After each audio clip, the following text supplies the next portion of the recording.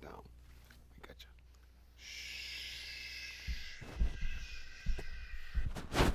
Okay, I gotcha.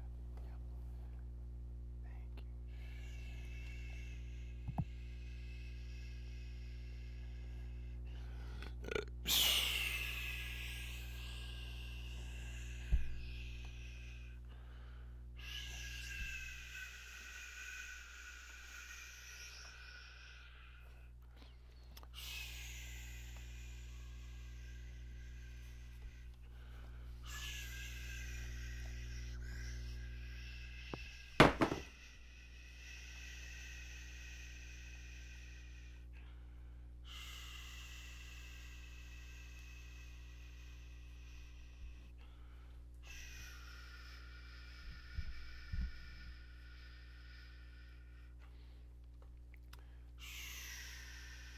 Stepping on my left foot now.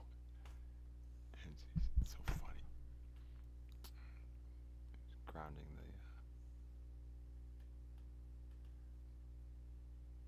the toes, not the big toe on the left foot. The three inner toes. Yeah, gotcha.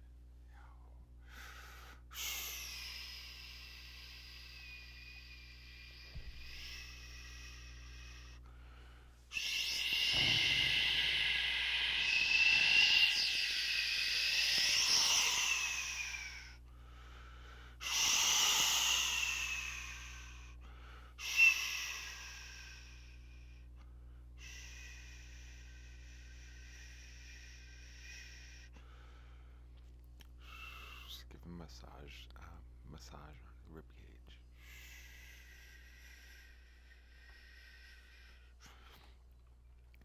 And now we're moving to the abdomen, and this is Mercy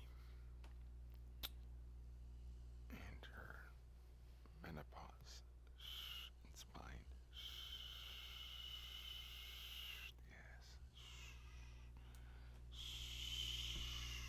And we're just helping to get things in alignment. I was saying, Mercy is embodying the full, the full beautiful wholeness of the crone. Yeah, in like fucking majestic form. That wisdom. Yeah, not the old lady with the cane. No, we got that wrong.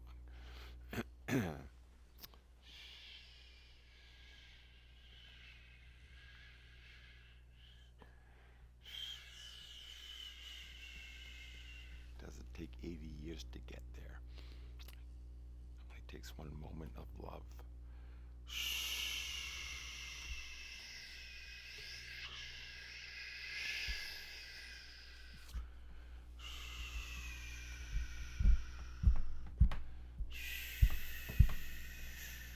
If any of you had loved me, I would have recognized it. It's not your fault. I mean, they lied to us. Hi. Hi. Oh, hi. You come to see me. Oh, I gotcha. Okay, where we gonna go? Right there. Okay. Hi, honey. I'm just Jake. This is Al. This is Betty. And this is Nala. One of my 2 service dogs. She is a champ. Whew.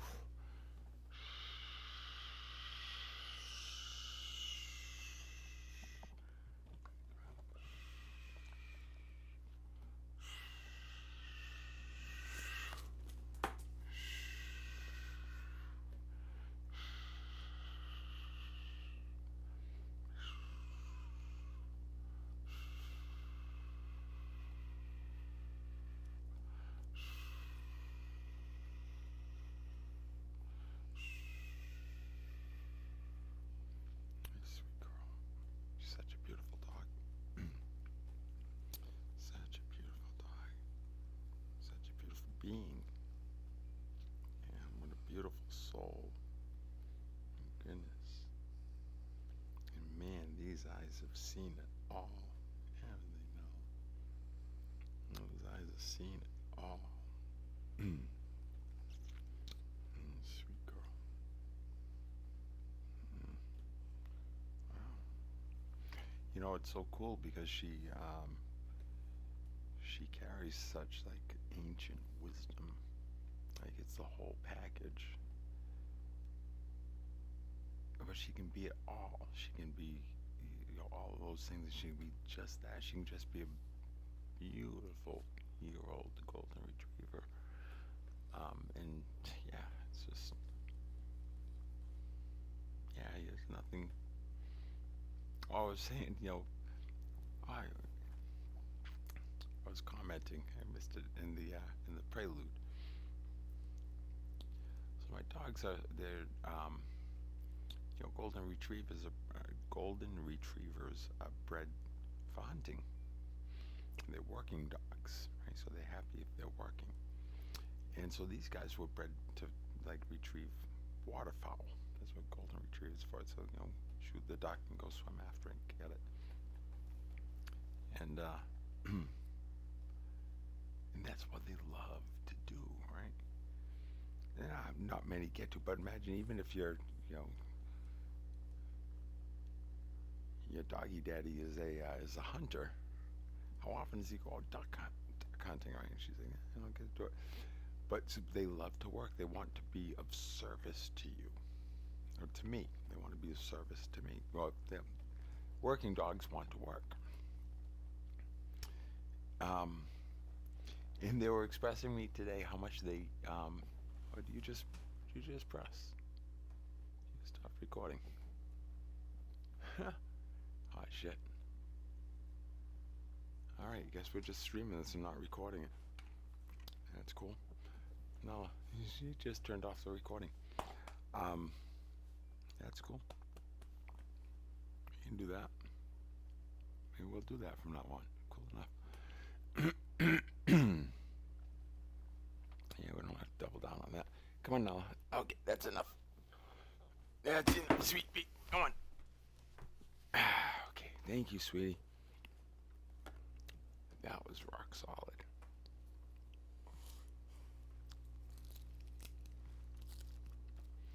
I've got these dogs. They perform this service, and it's a little bit like, oh, geez, I'm making them work, whatever. So anyway, they were saying, no, we love this, and they love this type of service work, especially because if they were hunting dogs, they'd only go out a few times a year and do their thing. Like we do it every day, all day long. So yeah, happy dogs. We're all happy.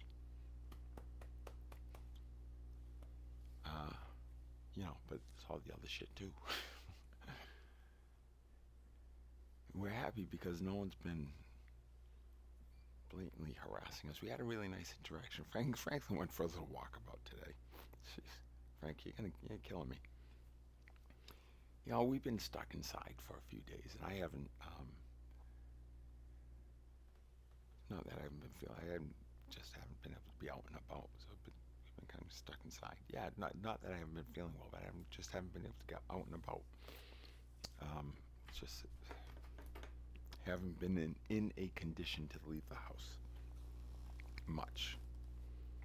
And so the dogs are kind of bouncing. They needed to get out to get some more.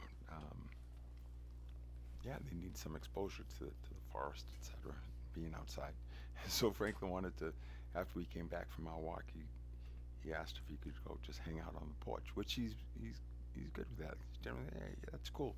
Hang out on the porch, and not now. She'll just go down 5 houses and, hey, how's everyone doing? She'll come back, but she's just like, she's sovereign. She's like, no, I'm gonna go. She doesn't run away. She's just like, why can't I go across the street to see Bodie? What? Like, what's the big deal? She's saying to me, I'm like, to ask Rui. He's an asshole. I don't know. That's my neighbor. Calling the cops. Call the cops. Call the cops. Dogs barking. Call the cops.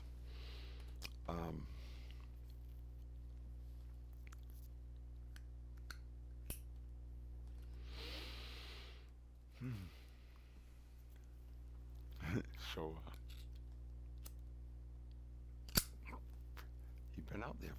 a little bit. And so I went around in front and said, let me check. Open the door. I said, oh, cool. He's sitting right there on the porch. Cool. He's cool. And then I forgot about him. And I forgot shit. I forgot I was doing something else. I was watching a video. I was like, holy shit, wow. Yeah, seriously, I watched some of this, like, ooh-wee.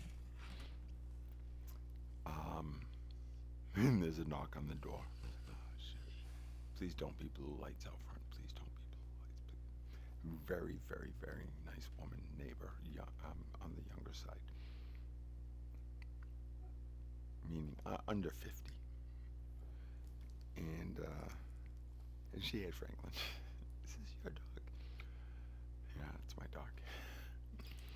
She said he followed me down the street. She has a black lab. I said she followed me down the street. I went and back. She said I walked him home.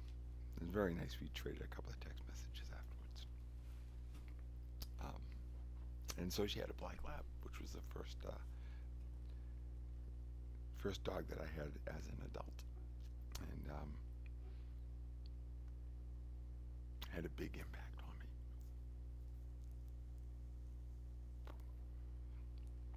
Yeah, taught me some very important lessons about what love is, and about what love is, and how it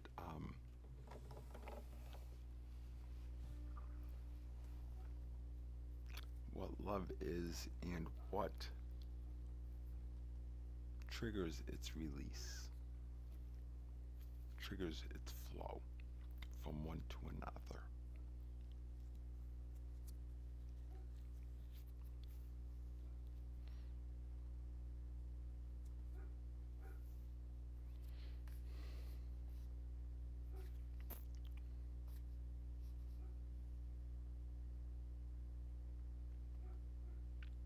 It's a matter, you express love. Love flows. Let's just, I'm not saying, let's not make this personal. Did I mention I'm just Jake? This is Al. Oh, these are my cigarettes. This is Al. Would you go quieter down a little bit? This is Al. This is Betty. Put it all together. We're Jake, Al, and Betty. Cosmic Buskers. Busk and ass. Busk and ask. On the Quadcast. JakeLive. Jake lives. I was no, there's, yeah, Jake lives. Jake is finally alive, feels alive.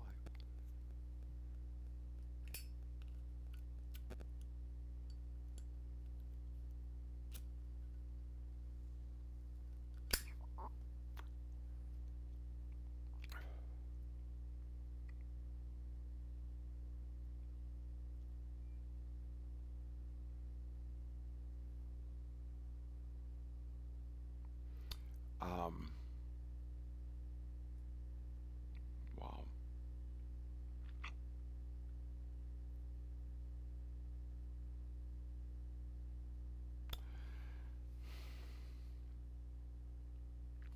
All right, a couple of things. First, just to say this, like, just fucking write this down.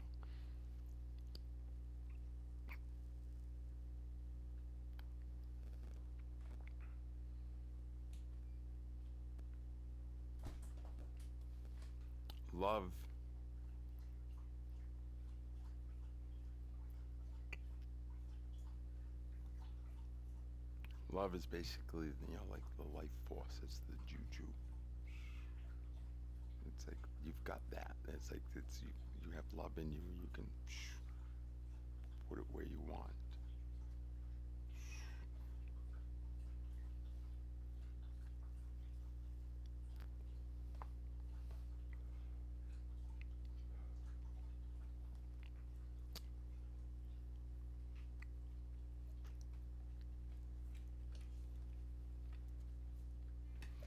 When, I don't know what carries,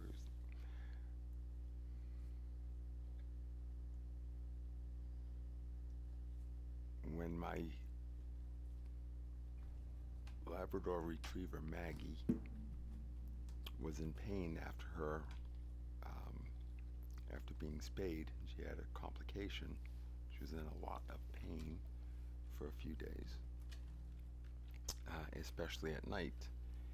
And what I was looking at is that I saw that I love this dog. Like, wow. The first time my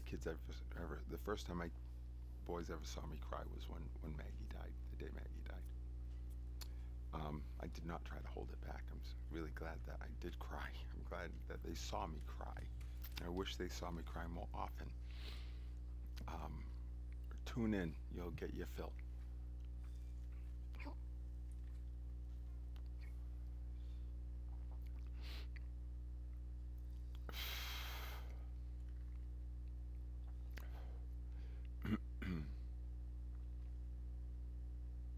This love I have for Maggie emerged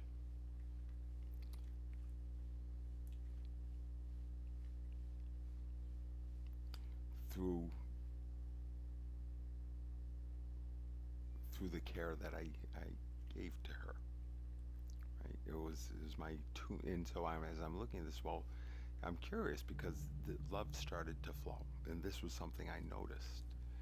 I experienced this. I hadn't noticed this before, and it was different. I hadn't felt that before, really. This was different. This was love and not.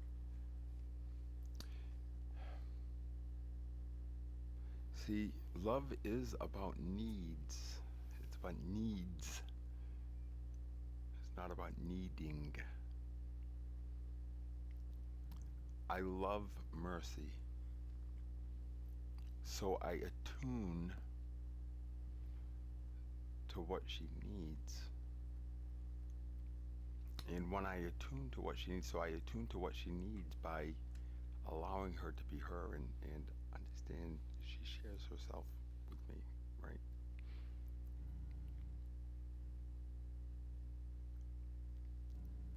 And then I don't say, oh, what do you need, Mercy? You needed this, I'll go run and get that. Oh, you needed this, I'll go run and get that. You need this, I'll ship that to you. No. In this very moment, right now, this is exactly what Mercy needs. She's sleeping. We said goodnight a while ago. I sent her a little recording. Amazing Grace. It's how it works. I'm giving her what she needs in every single moment, and she communicates to me her experience in every single moment. I feel it, right? I feel, okay, here's where Mercy is. And Mercy and I are moving together because we're friends. And we have this channel open between us now that's flowing. And it allows for the spontaneous fulfillment of each other's needs. It just happens. It's automatic. Mercy's not doing backflips, somersaults, anything. I mean, we hardly spend time in the same place together, right? As our beautiful friendship has grown, especially over the past since a year ago, January, when we were together, and that's when it really started to go. But certainly since she came to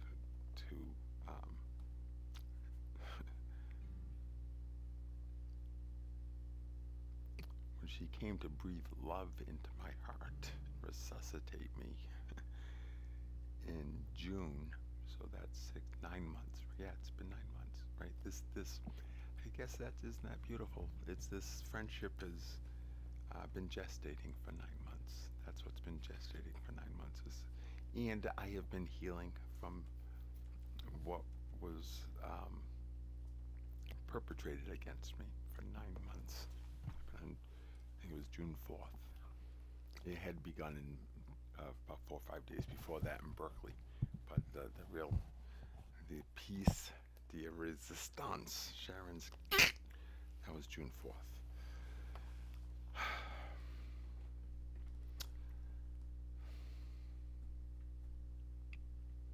Yeah, so that's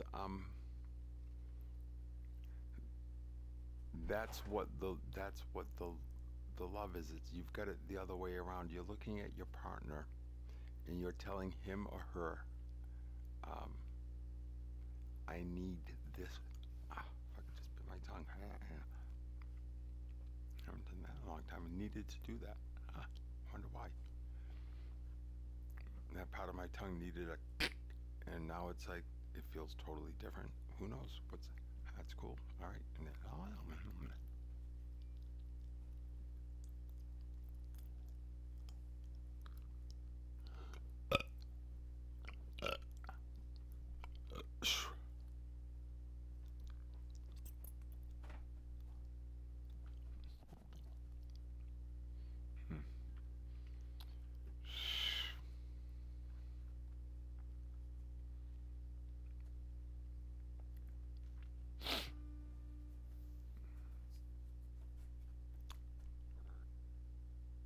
Sharon looked to me and needed something from me. She needed me to be some way. I was behaving. I had a behavior. I was presenting myself. I was me. And Sharon was upset. It comes down to that. I was me.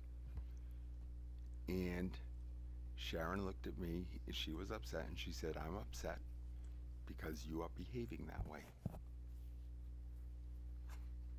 She said, I am upset because you are behaving that way. And I am so upset, and that now I am absolutely frightened out of my wits because of your behavior. And on it goes, right? That's what happened in that instance, right? Take it into a less volatile, a less violent interaction in the relationship with a kind of a little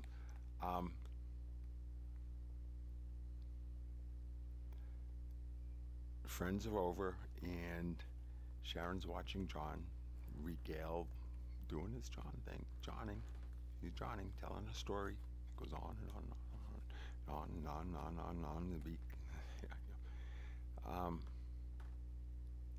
And she feels upset. And she needs me to make room for, or she needs me to whatever. She thinks I'm arrogant, that I'm, whatever. She thinks this is inappropriate. I'm upset. I need that. I have needs. This is my partner. And I'm upset, and it's because of that. I need that to stop. So she's thinking about her needs. She needs this. She told the court, I need him to stay away from me. Sharon's needs, right? I need you to do things for me. You don't do anything for me, she told me when we were having one of our, let's take a little time apart and maybe figure some stuff out on our own, and then we'll come back together. That's how I saw it. Yeah, you don't do anything for me, which was absurd because I was like on a second date, I was fucking washing and painting her fence, literally. Yeah, wax on, wax off. Oops. Oh, down goes Virgin Mary candle. Ooh, fire. Come on. Look, but it's still flipping burning. Of course it is. Are you kidding me? Mercy gave me that candle. Oh, Mercy left that candle here. Mercy left that candle here for us.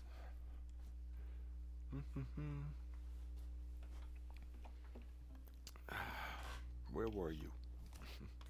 Where are you?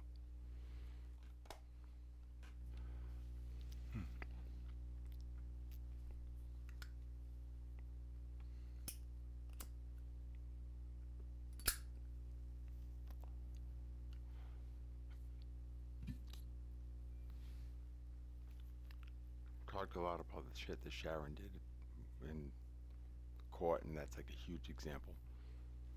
It's a huge, huge example, but it's the same thing you're all doing to everyone else in your intimate relationships, in your friendships, in your every, um, you know, human interaction. You're seeing the outside in, you expect your needs to be met. That's why relationships, your needs are not being met. My needs are not being met. And it's because of that. And, 99%, that's it. These are unconscious separated. They don't, but this is what we've been taught. That the other one is supposed to fulfill your needs. And so you replicate it. So you expect me to be able to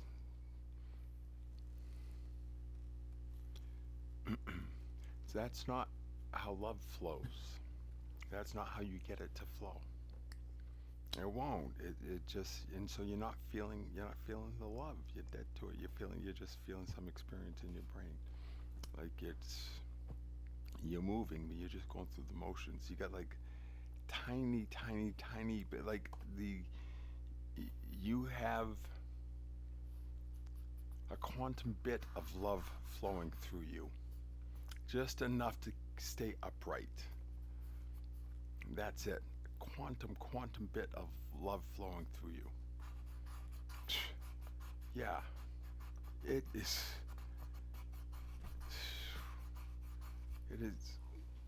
not comfortable. I mean, this is powerful fucking shit. You got a quantum bit of it. And that's why you're alive and living.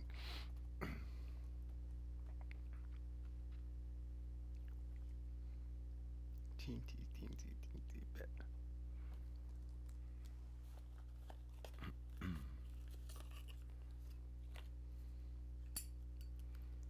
And what gets all the rest to flow is not when you look at your needs, but when you come in with the other. First, you got to know who you are, right? Get all of that. And I didn't know, like, back then, so I didn't know really. No, I mean, you don't. Yeah, no, you need to know who you are, right? Take responsibility for yourself. That's the first thing, right? First, it starts inside of you. Stop blaming the other person. Just stop. Try this. You've been doing it the other way, and it's not fucking working. I don't want to have to convince you. Try this. Just try it. It's not them. And go inside. It is not them. That's a simple thing to remember. And when you find yourself upset with your with your special someone, and you're like, you want to fucking strangle them, it's not hard to remember. Fucking, it's shitty thinking. And go and fucking sit with yourself. Sure, even if you have to say, it's shitty thinking that I think you're a motherfucking cunt right this. No, it's shitty thinking. And then go take that and feel that anger. Who made you feel that way long time ago? Who did that? Get real. It's not, I'm telling you, it's not happening right now. Has anyone else been able to help your suffering? No. No.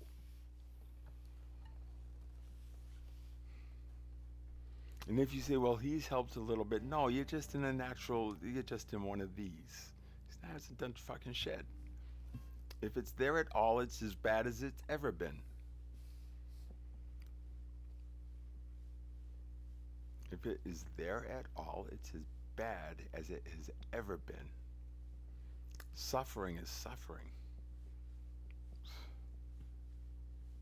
You are or you're not. It's pure. Suffering is fucking miserable. You won't even, it's so miserable, you're saying, I'm not suffering. Yeah, you can't even look at it. It's one of those things you won't see it until it's gone for some of you. At some point you're going to say, holy fuck. Holy shit. You have got to be kidding me. You mean you my natural state isn't really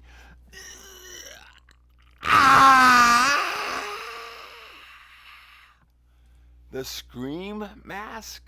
Where do you think that image comes from? That's all of you. That's yeah, that was me like not too long back. You know, I was still a year ago. I was fucking way. I was still right then, but the suffering was still there. I knew that you weren't causing it. I knew that you weren't causing it, but boy, was I fucking feeling it. Couldn't you see it? Apparently you couldn't, you fucking insensitive assholes. Do you have any idea? You don't have any idea what you have endured, let alone me. Worse. Mine was worse. I don't care what you fucking endured. Mine was worse. Okay? And hers, Mercy's, yeah, worse than mine. Even though it was a mirror image, I would not fucking, I don't know how she is. Though I do, because she didn't just get the quantum bits, the whole fucking thing. The whole fucking thing. That's, yes, the whole fucking thing. And that's why you don't recognize it. And that's why you say, oh, that's a weird brouhaha. Medicine woman. Fucking disgusting. You got the fucking Holy Spirit because you wanted to see the dove wings or something. You know what? Yeah. I didn't see it as such either immediately. But man, I somehow was graced. I was absolutely graced to have left my heart open to it. Why not? And it just, I don't know why it did, but that's just, you know, but thank you, because my heart was open to, was and is open to all of you. I used to think my heart was closed. It convinced me my heart had to open.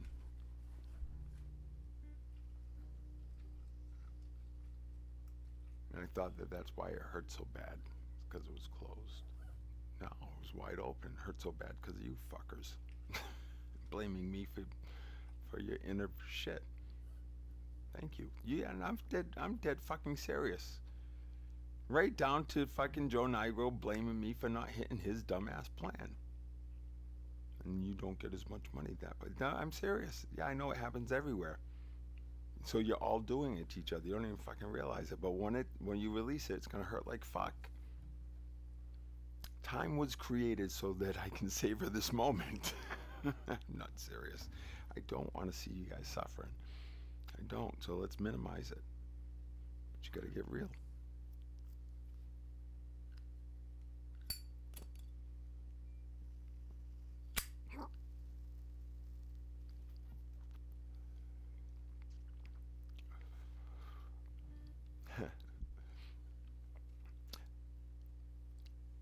I cannot stand playing chess, but I love the game. I swear to God, you cannot get me to play, but I fucking love the game. Imagine that. It's beautiful.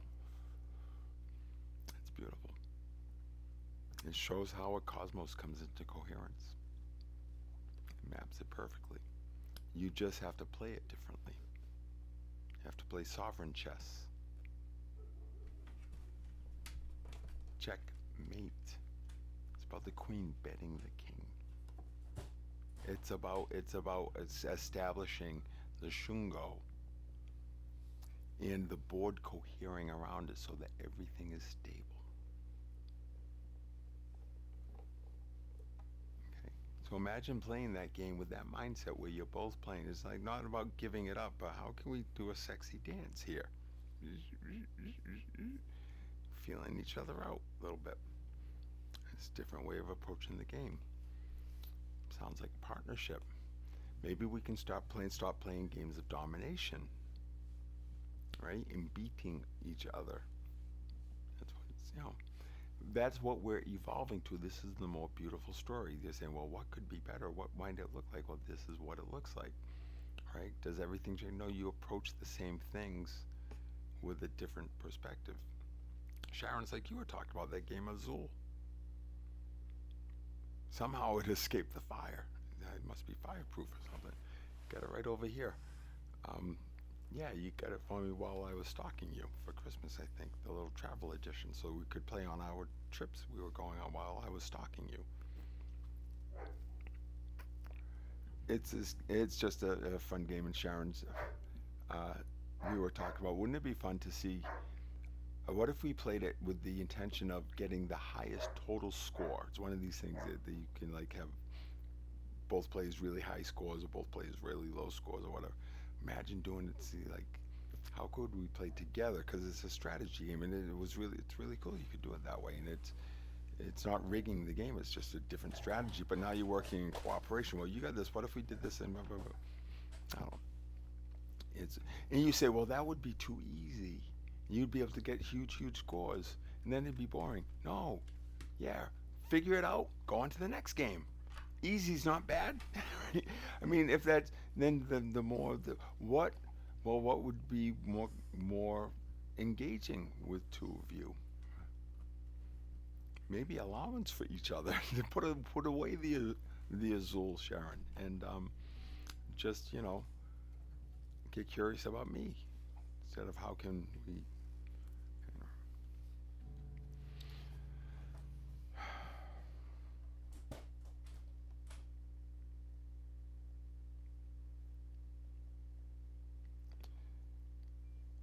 That relationship you are looking for will fulfill all of your needs if you allow the other to be who they are. They are designed. If you're feeling like, oh, this is the one, and right, there's no reason why Sharon and I could not have just gone on, lived happily ever after. It would have been different than what Mercy and I have. This is like, it's like this. Wow, wait a minute, I'm not quite, really? Does it work that way? Holy shit. Like, this is something that just feels singular, unique for me, in my world. My world. You may have that in your world, too, right? You can have that in your world. I'm in your world, but you're in my world. So in my world, this is singular. I get to have this with Mercy in my world. In your world, you can have it with whoever. In my world, you can't have it like this. I don't know. Maybe you'll have something that feels really fucking good, though. Better than, and you won't be wanting for anything else. You will not be wanting for anything else. But Jake's got what he's got, and no one else can have it, what Jake's got. But what you've got, no one else can have that. But it's fucking, you're like, shit. I got the thing. I don't even want what Jake's got. Yeah, it's because I got this. That's the way it works in a Jakeified world. When we're getting jakey, gonna get jakey with it.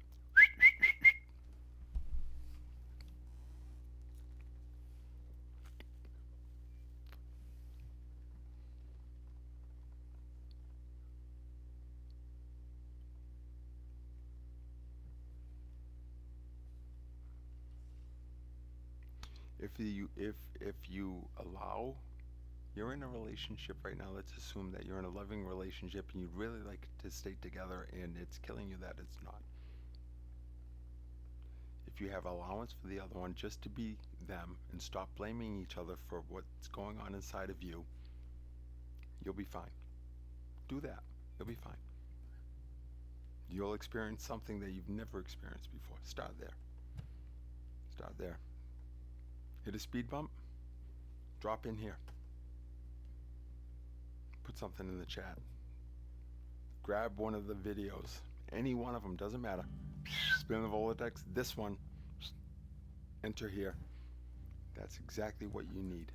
That's what you need. Figure what's Jake saying, or what's going on in the background. It's not whatever whatever tale is being told, whatever point is being made, is revealing a pattern that you are stuck in right now. Every single time. Every single time when you hear me talking, I am describing a pattern and a distortion. That's like that's what I talk, that's what I see. That's what I'm seeing, that's why you're suffering. Distortions and patterns.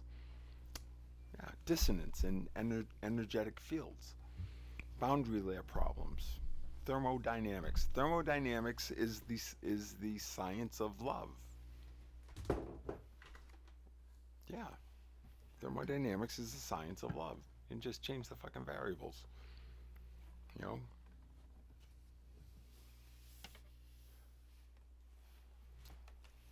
And you know, we're Richard Rudd has it, right? We're going, yeah, we've got the entropy and the enthalpy, enthalpy. Now we're moving towards syntropy, right? A big synarchy. What's that? Well, look it up. Look at the bubble. Look at the bees. That's what a synarchy is. We are the bees. I love the sign there. I love this sign near the bogs. You know, protect the bees, or protect the bees. They protect the environment. They are the environment. We are the environment. Everything is reflecting everything else. The earth looks exactly like the people living on it. Exactly. Right?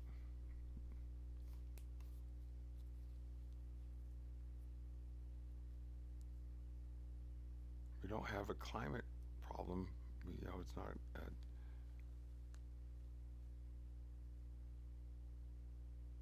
a climate crisis, it's a mental health crisis. You want to, Andrea, you want to fix the fucking global warming problem?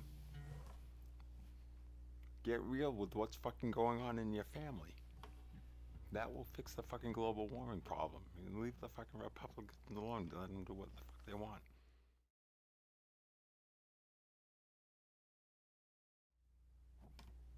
Jake's back.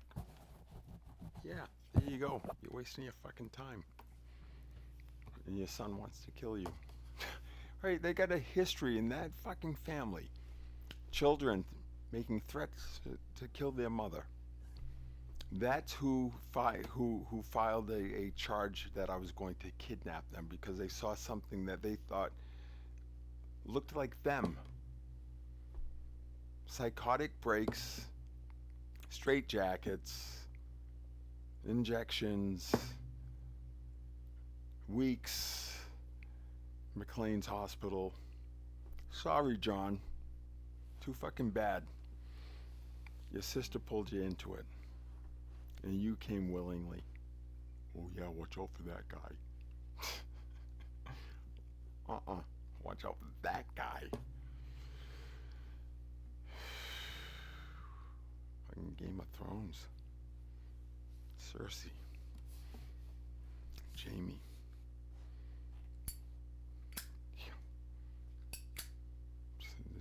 It's a shame. No one did anything wrong. You guys did nothing wrong, and I certainly did nothing wrong. But the dysfunction in that family is fucking obvious from a gajillion miles away. Sharon, I said it very early on in our relationship that I said, hey, I noted that you had an infantile attachment to your mother.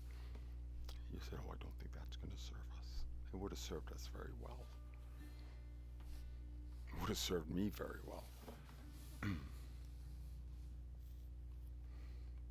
This is ugly. This is ugly, right? But you told the world that I was you, and now I'm going to tell them who you are. Who that is. You told the world that I was you. So now I'm going to tell them, since you told the world that I was you, I'm going to show them that I am not, and I'm going to tell them who you are. Okay, is that fair? Do you want to inform me so that I can tell a more beautiful story, I'm right here, John Strimling. I'm right here. I'm not inviting you over to have a fisticuffs. Maybe we can get you healthy enough to eat something other than fucking boiled salmon.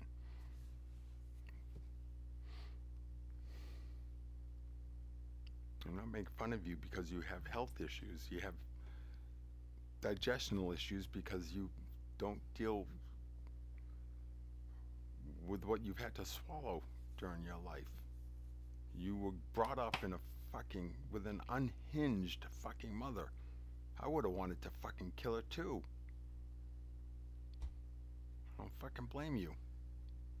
Not one fucking bit for that. Fuck, the moment that I wanted to fucking kill her. Arrogant bitch.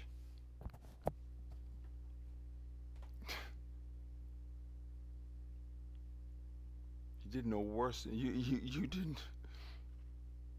You did much worse to me. She judged me. I felt it.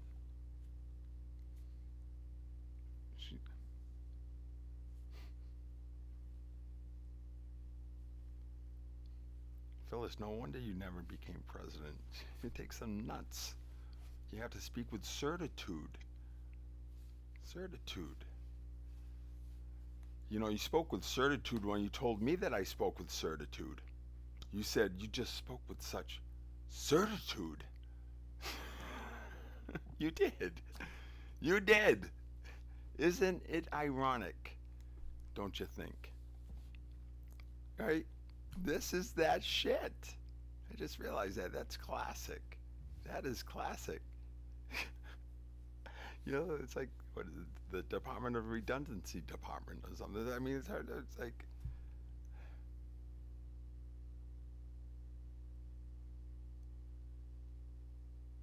I know I am, but what are you? You're pretty certain that I spoke with certitude, weren't you? Jesus. Dean Randall's going, that's rich. That's rich. They got an award named after her at the Harvard School of Education. Harvard Yard, Cambridge, where they say we're a sanctuary city. And Harvard Yard says, don't pitch your tent here. You guys are all fucked up. Jeez, my goodness. My goodness. Isn't I... Go on. Jesus. That is so funny. That is so fucking funny. That is so fucking funny.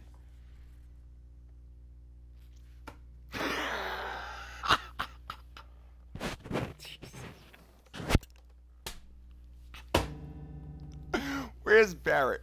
Where is fucking Barrett when I need to laugh at him?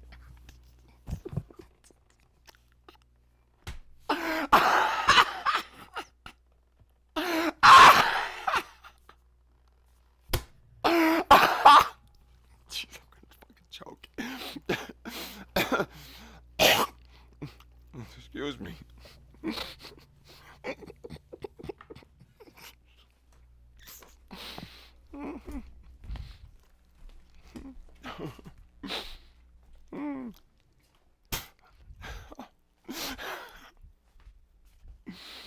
Oh, that's great.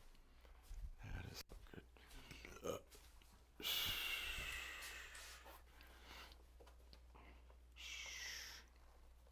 Excuse me while Jakey goes pee-pee. Yep. Hey, pup. Hold on, let me do my business. You need to go outside. Door's open. Oh, she thinks it's funny too. Even Nolan's laughing. Sharon, even Nolan's laughing. Hold on now. She says, you don't need Barrett, I'll laugh with you. We could have Barrett too. She say, no, we need Barrett too.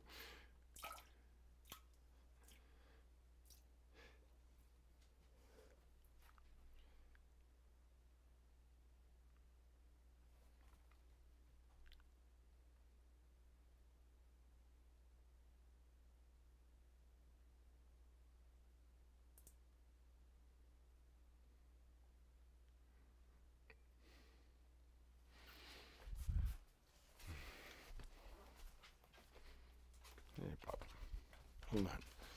We gotta celebrate with like a ring ding or something. That was pretty funny.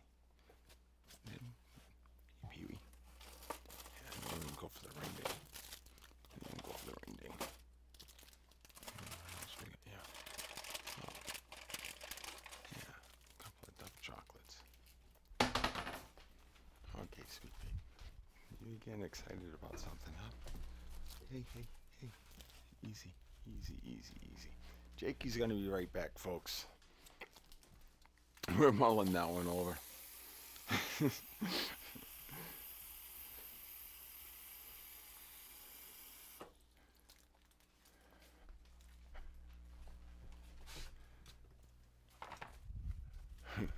Shit. Oh my God.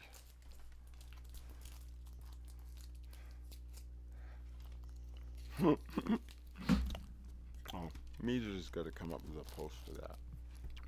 Alright. Pop, stop begging. Well.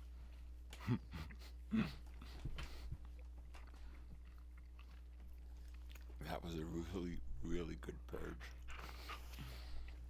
My God, I haven't.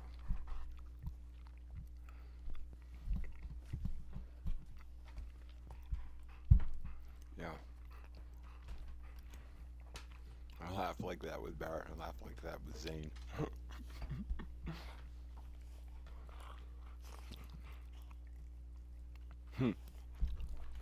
See how happy they are.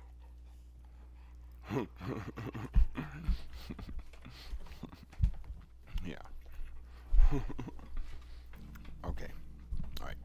We're gonna put you outside. Come on. Come on.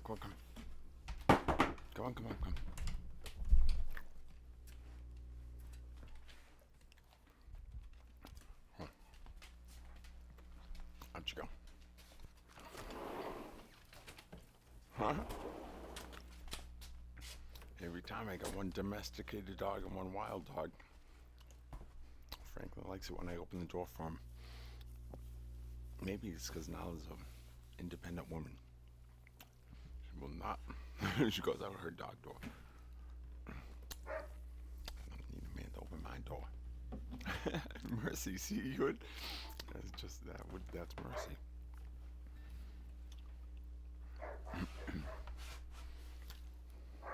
Mercy does not need a man to open her door. But I will gladly open every door for her.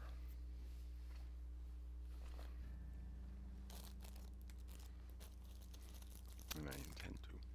And a whole bunch of hearts too. I'm going to get them flowing at full capacity. when I asked the grandmother, the ayahuasca, to open my heart. This on my last ayahuasca journey, number 50, with the legendary maestro Hamilton Souther. So famous he's infamous. Three amigos.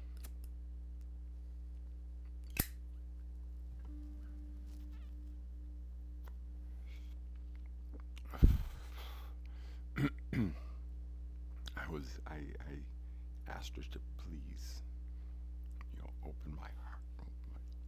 I thought my heart was closed. And all she told me was, I'm going to put all the love in.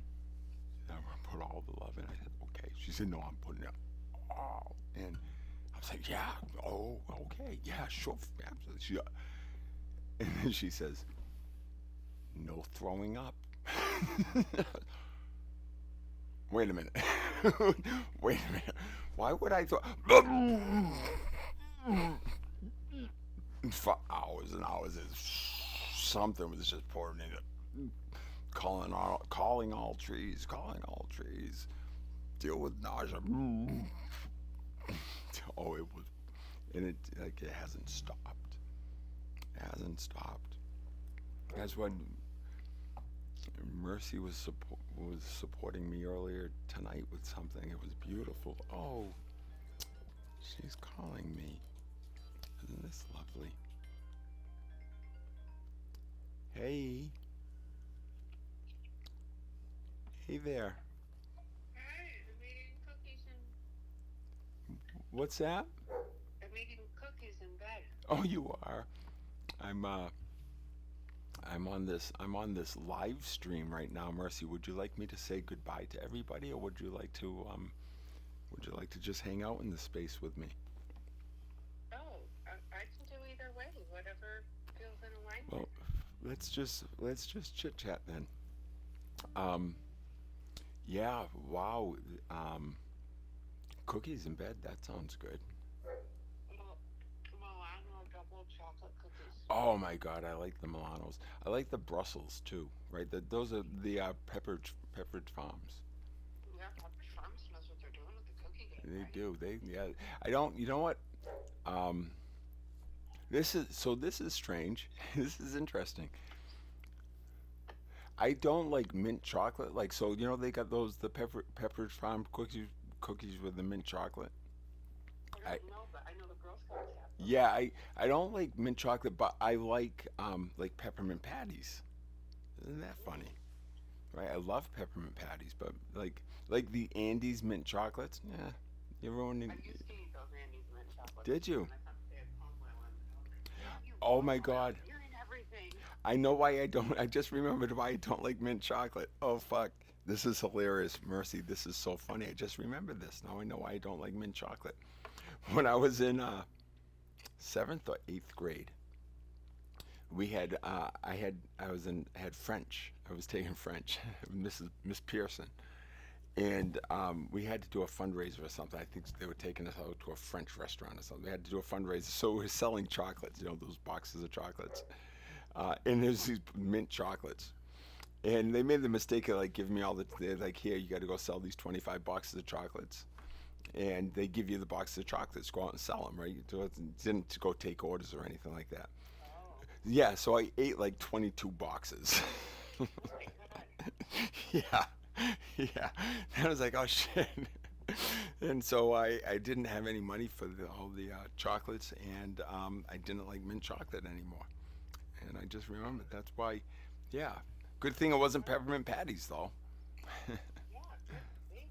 I similar. They sold fudge by the pound in high school, and I sold like some record high amount.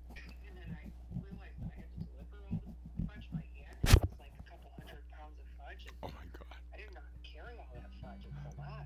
Jeez, a couple hundred pounds. I And I love. put it in my paper route bag and just delivered, like I don't know, 20 pounds at a time because I couldn't carry much more than that. And that really did it.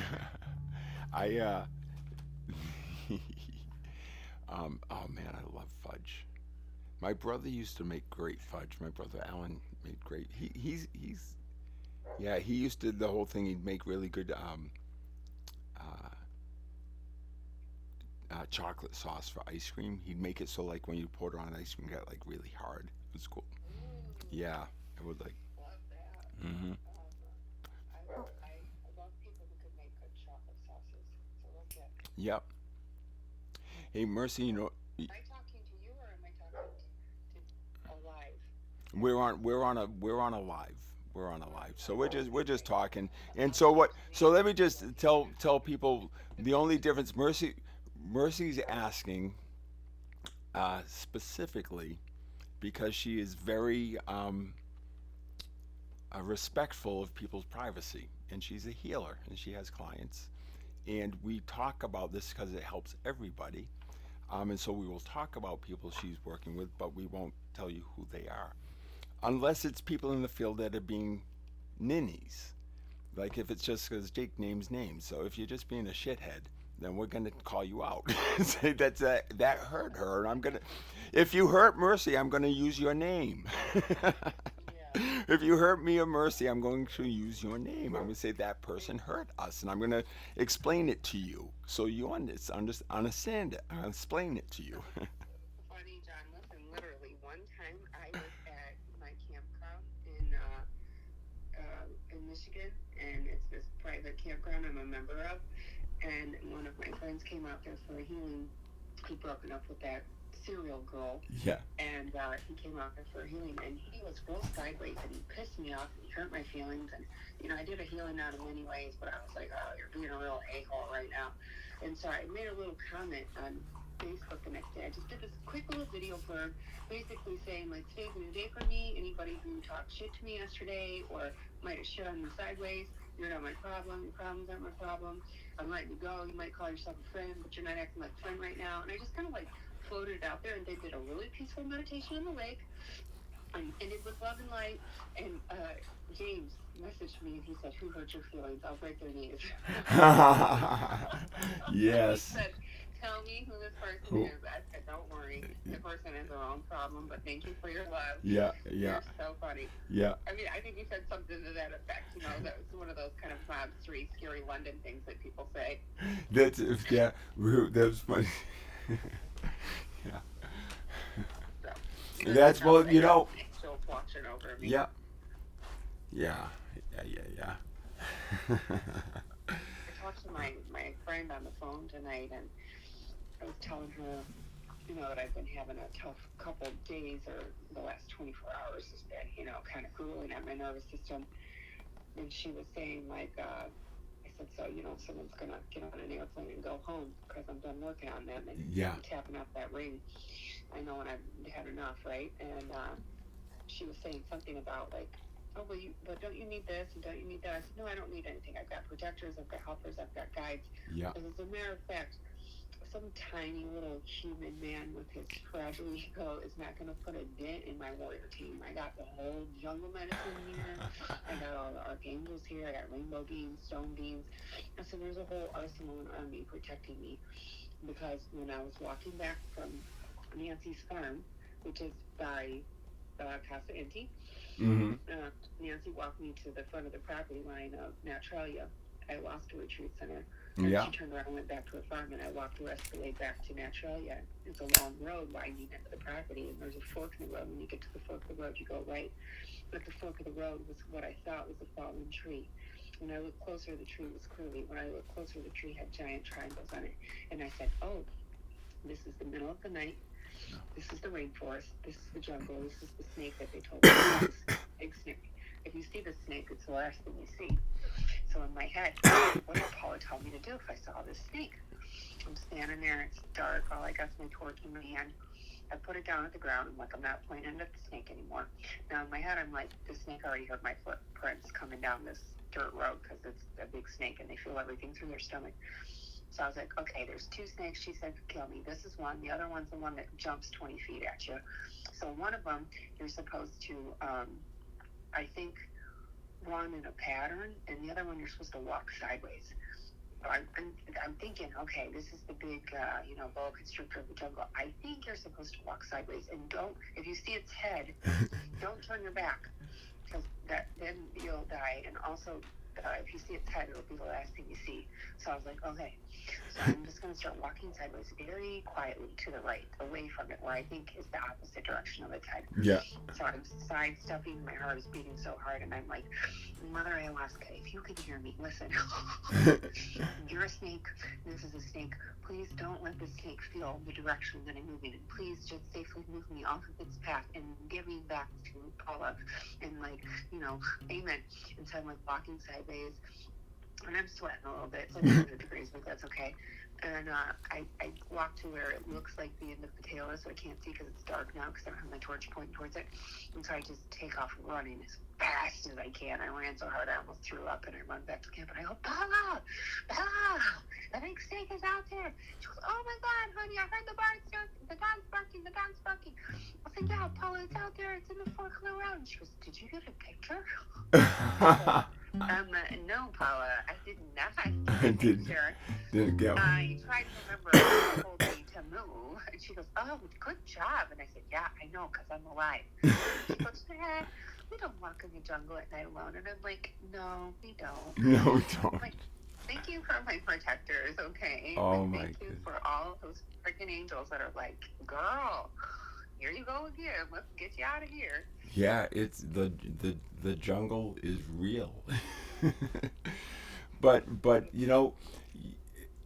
I I'm try. with John. I'm more afraid of people than I am of those tarantulas and I snakes up ex there. Yeah. People are more menacing than anything, and anything in the jungle. Everything in the jungle is just trying to survive. I was just gonna say that that snake really, like, yeah, you respected that snake. Sorry, you weren't afraid. It's like, oh, you. So like let's look at that. You approach this, you recognize it's a snake, and now you want to respect its boundaries. Yeah. And different snakes have different boundaries. And so you're looking, is it this kind or is it this kind? It's this kind, and it wants me to move this way. Not so that it won't bite me, so that I am respectful of its boundaries and it's not biting you because you're respecting its boundaries. And I won't bite you if you fucking respect my boundaries. I say to the Well, screen. amen, John. Amen. This is Right. a universal, applicable philosophy that applies to not just snakes, but humans and everything else under Oh, the you know what? sun. So no, it applies to all Boundaries. snakes, including those tuning in tonight. Amen. Yeah, it applies. So it's just very simple, right? Like, respect my boundaries. I get to be me. Mercy gets to be Mercy. You get to be you, and we're dying Yes. to see you. In your bubble, keep your paint Yeah. swords over there. Keep your daggers over there. Keep it all in your bubble. Yeah, Don't like if you're gonna right. be the fake you, then stay way over there. But if you're ready to give a shot at being real you, and we know you're gonna stub your toe a couple times, that's okay, because like Yeah. you're trying this out and like being the real thing. So, but let it fly, man. Let it fly.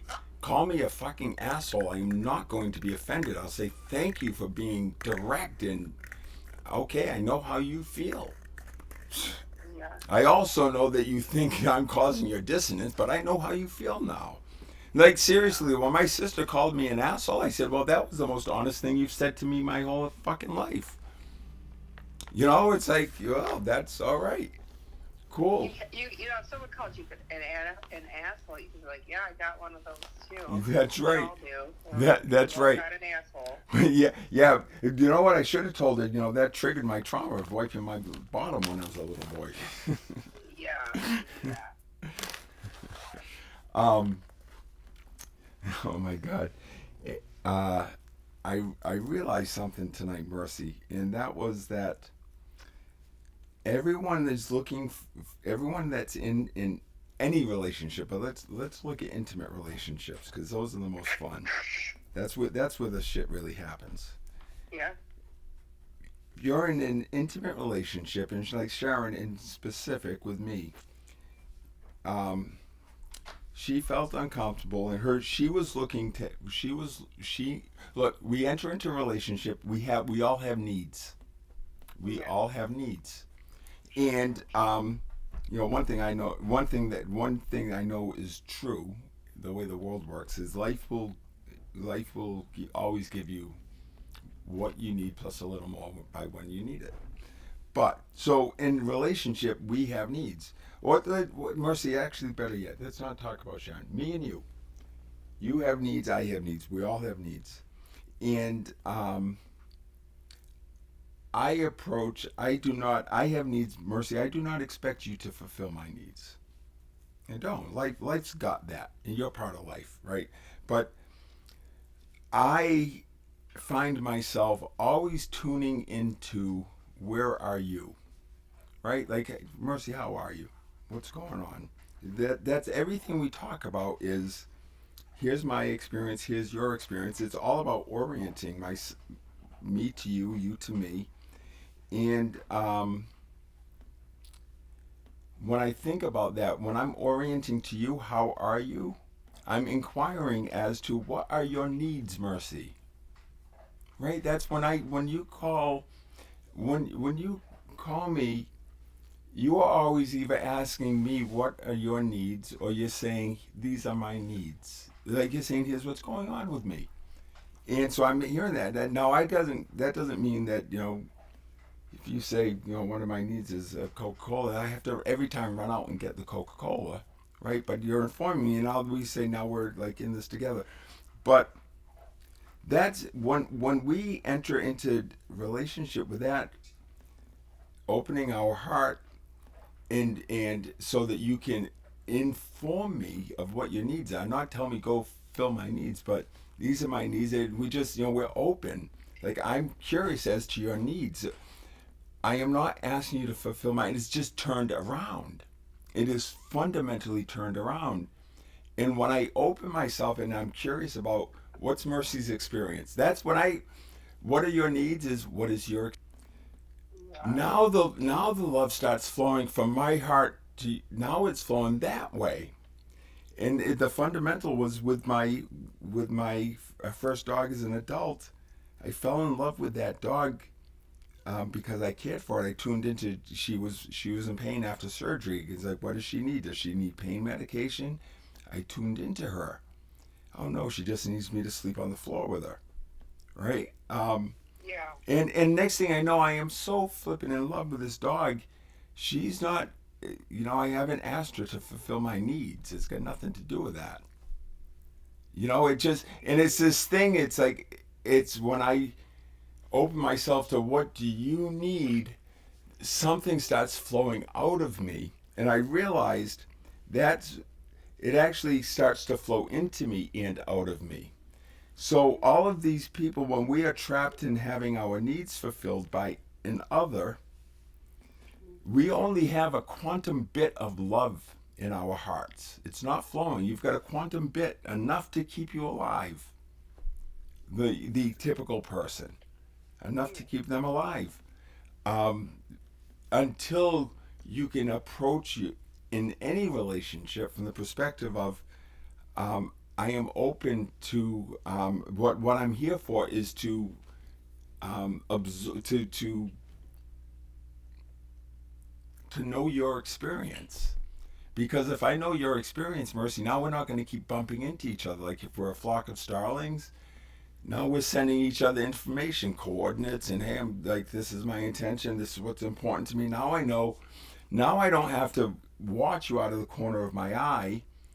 See, when's Mercy gonna like do the pirouette or the next step? I'm in flow with you, right? It just happens now. Now we're in flow. If we're informed, we're in flow, and it just and the love is what when you're in flow, you're in. That's that thing. You're in love now. You're in the love. The love is flowing.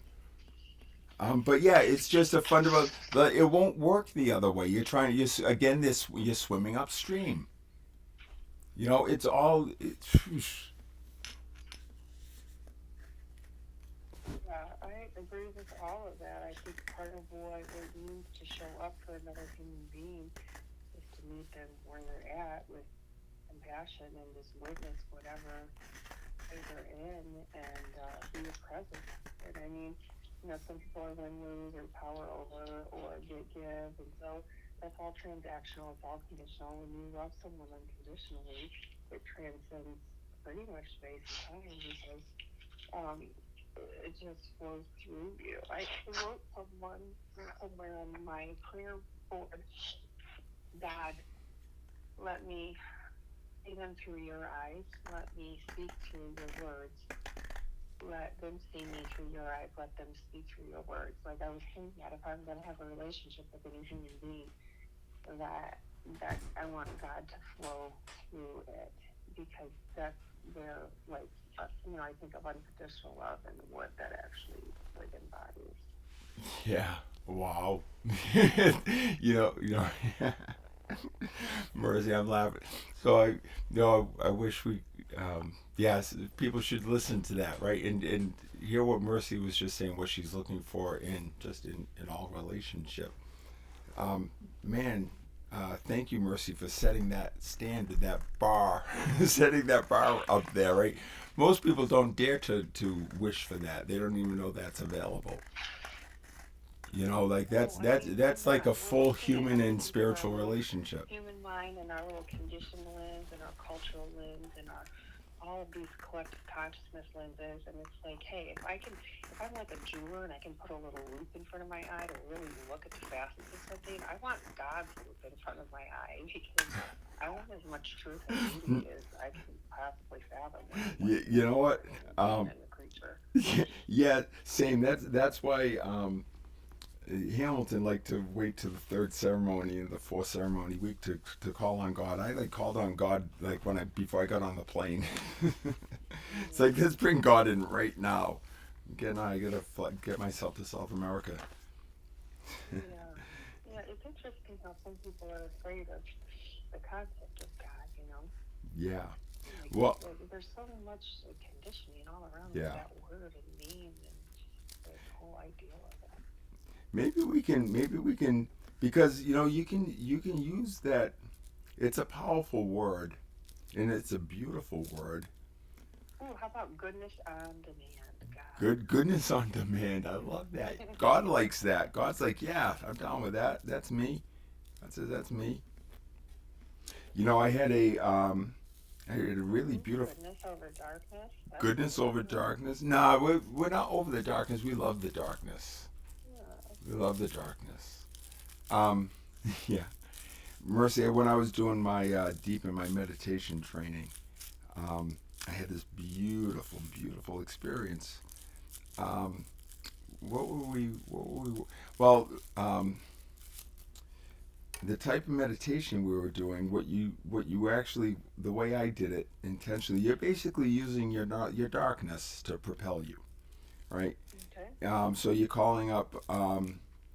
What I would do is I'd be trying to tune into your emotional field. So I would call up a gnarly story, get the emotions flowing, and then tune into that.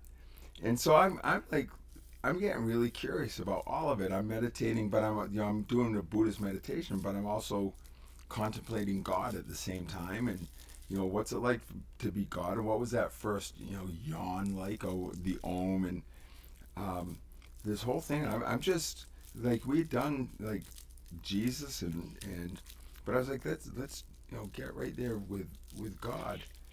Yeah, I really know from ceremonies what I've seen. Like I saw the Big Bang, and I seen universes expand and collapse and create like infinity looping on itself. Yeah. And so when I saw God as a singular, I saw him or her, it, they, he, whatever people want to call God, wanting to experience duality or more than the oneness, more than the all.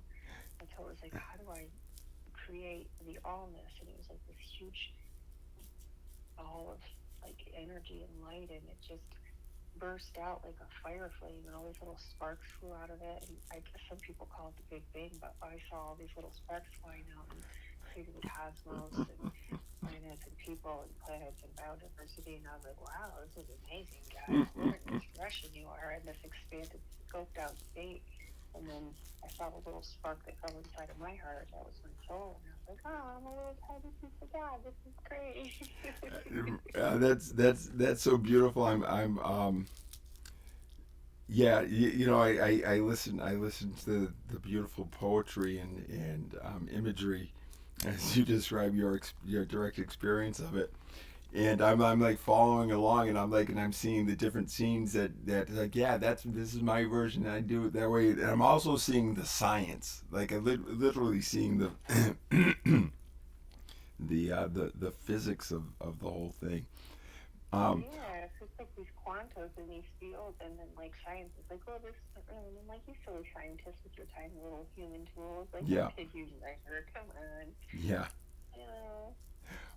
So I was so I'm doing this meditation practice, and so I'm really getting I'm really tuning into just the concept of suffering, and I'm tuning into like what was God up to, like what happened, like what caused that big fucking shower of sparks that we saw, right, that you saw.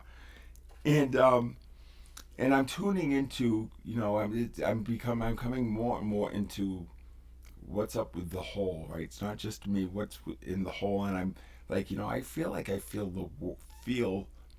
the entirety of the world's suffering, right? And so I'm like holding that. Mercy, I went deeper and deeper and deeper, and you know what I realized? God was suffering. God was suffering. And that's what caused him to shatter. He could not bear this sense of solitude.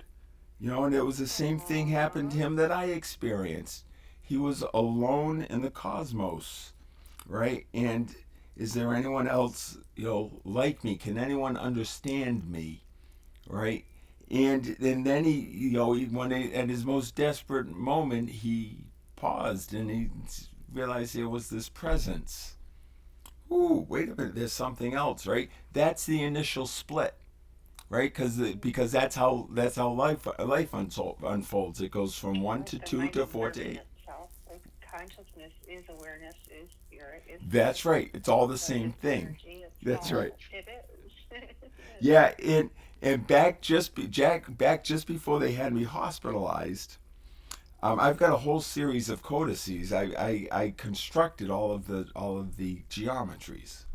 Like I built it. I cut circles and was doing folding shit and everything. And it's like, oh, this was the first, because it wasn't really a split. It's a point. It's a Oh fold my and a God, fold and a listen, fold. yes, I started working with the photonic solids after Yeah, ceremony. yeah, I exactly. And made I've the got all those shapes too. I made all of the those little. universe, and Yeah, I had a whole little set made out of different stones, and I would take them and roll them we up got. Yeah, we did the and same paint thing. them. I had these. I've got the book still. A beginner's guide to constructing the universe.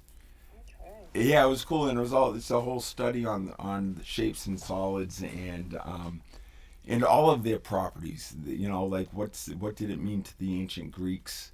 And this number, it's about the numbers and to say like a number is quantity. I mean, fucking number is magic. It's like Yeah. it's like you can, I, yeah, oh my you. God, I had this whole vision of numbers. There was nothing but numbers on a planet, and it was showing me the numbers were like fighting with each other, and like 8 was a distortion of another number. Like they Oh were my God. all like distortions of each other. It was just weird, weird stuff. And I was like, whoa, Oh math ceremony. Who knew that was going to happen? man, the metaphysical properties of numbers is like just astounding. That it's symbology. Numbers is not. It's not math. It's symbology. And it's everything is, but everything like alphabet is symbology. Greek alphabet's another symbology. And they all work but in some of them it's like, oh, that's a really cool one. And I find numbers as symbol to be wicked powerful, right? Oh, 1111, right? Oh, I felt this pulse and look, it's 111. Yeah, that's mercy. I mean, it's super powerful. Numbers seem very abstract to me, which is interesting because the abstract seems so concrete. The abstract seems, yeah. It's very, very different in my mind than it is on paper when I look at books and things. Uh-huh. Yeah. I mean, I think in a way my dyslexia was a gift, It took all the things that were in order and rearranged them and put them in different Yeah. patterns. Um, Interesting. My oldest is dyslexic. He did really well. We got him support. Kerry really pushed hard on that. I probably would have missed it, but yeah, that's interesting. I'm reflecting on watching that. I learned a lot watching him develop as a dyslexic, and I learned a lot about how just I'm recognizing it now that experience informed me a lot on how different brains work. Yeah. Just watching him, and so now I say, oh, that's how that works, and I think that's how it's easier to understand you. Yeah, it seems very natural. Yeah, it's very interesting to see how the brain it scopes in and out. Like dyslexic brain reads the whole and then breaks it down into segments from the outer corners inwards, whereas the linear brain reads from left to right and breaks things into lines. Mm-hmm. I read a book once on learning disabilities. Well, I didn't read it because I'm dyslexic, but I listened to it on audiobook. Good for Same you. thing. And it talked about the superpower of these learning disabilities. And Oh yeah. and I was really like, oh, thank you for helping me reframe that. I just thought in my head, when I read something, it looks like it's in a mirror and flipped upside down. Everything was all, topsy-turvy and out of order. Yeah. Yeah. It's what it reveals is that every being has every being is equal, So if you have a kid that has some, whatever that what is that one, the autism, you don't just say, okay, they're that, and they are disabled, not able to do these things within your limited construct.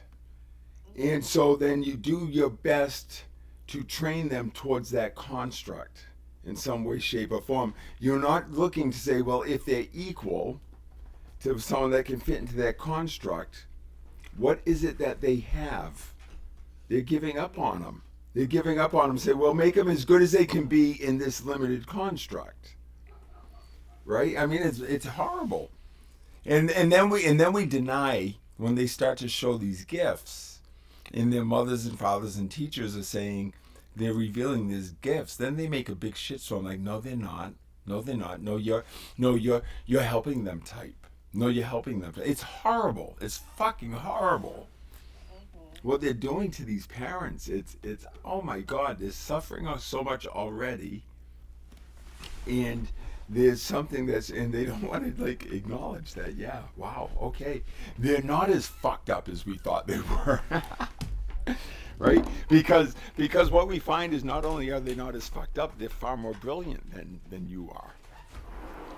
Because they can do stuff that not only you can't do, you can't even understand it. Right? Nala, come. Let's not give Rui any reasons. Come on, you want to rile him up, don't you? Come on, sweetie. Oh my God, Mercy. Every time you and I get together and just start rolling with this stuff. Like I am not sitting here saying, oh my God, this is gonna make for a great thing.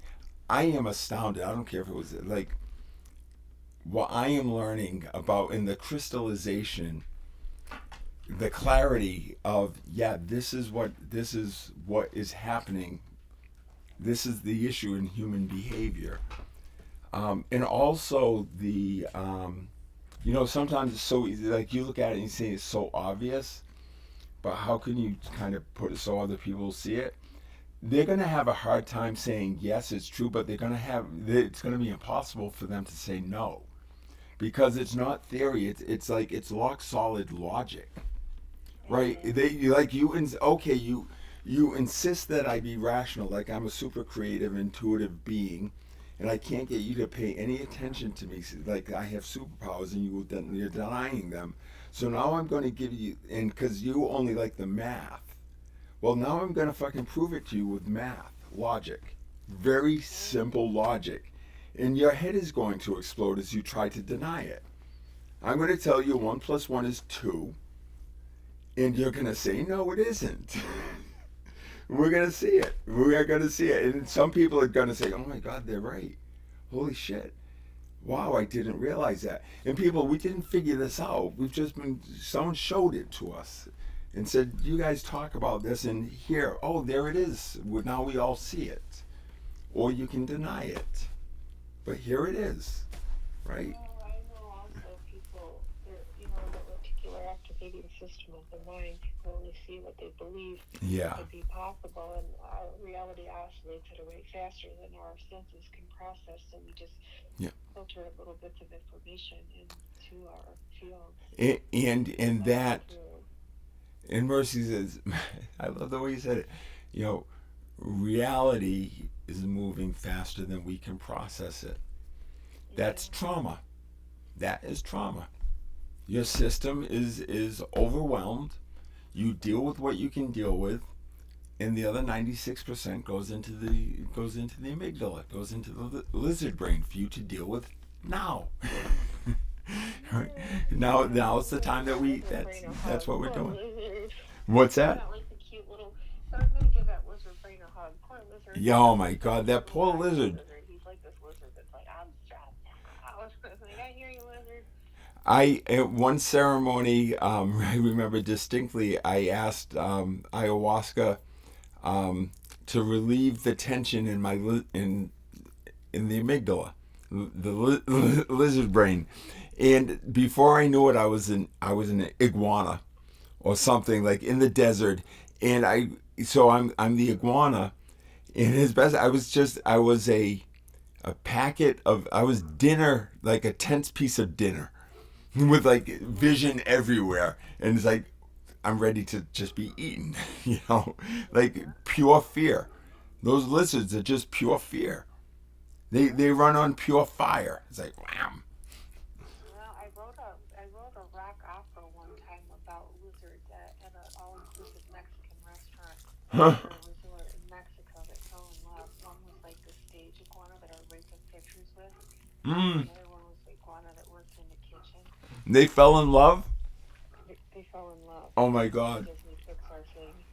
I was in Mexico and I needed something to do with my free time, so they were playing a lot of opera at this inclusive hotel that I was staying at. So I wrote out a little storyboard of how the iguanas feel and how cute. Mm-hmm. I Mm-hmm. could do that for people's little regular lizard brains, just write them some kind of love story so they can just Yeah. explain. Oh my goodness, that's it's so funny. Oh, there's Oh, also such a thing as like lizard people. They're like lizard energy, but not the good kind. yeah. I wonder what lizards. Yeah.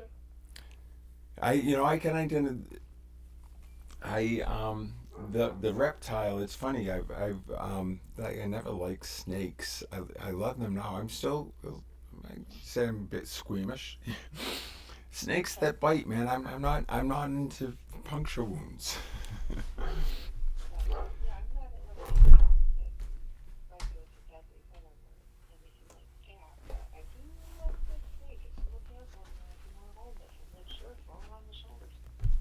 I would say, yeah. They do. Yeah, I enjoyed communing with what was that snake's name? Anita. They had the that massive what was it? Was it a anaconda just downstream of Heliconia, and you could go. It was like 30 feet long or something. Huge, huge snake. But man, when I held it, oh my god! And everything is rippling. And I do have I've got the Ouroboros tattoo on my shoulder. That's and so, and I'm down with the serpent, and the whole feathered serpent, and that reptile in cold blooded. Mercy, I feel more cold blooded than warm blooded, you know, Yeah. right? It's so, but so yeah, so that's in there. That's all in there, right? So yeah, let's get down with Mercy. When we're no longer trapped in the PFC and the prefrontal cortex, everything the amygdala is the center. It's instant action. It all goes everything goes into the amygdala. That's the control center.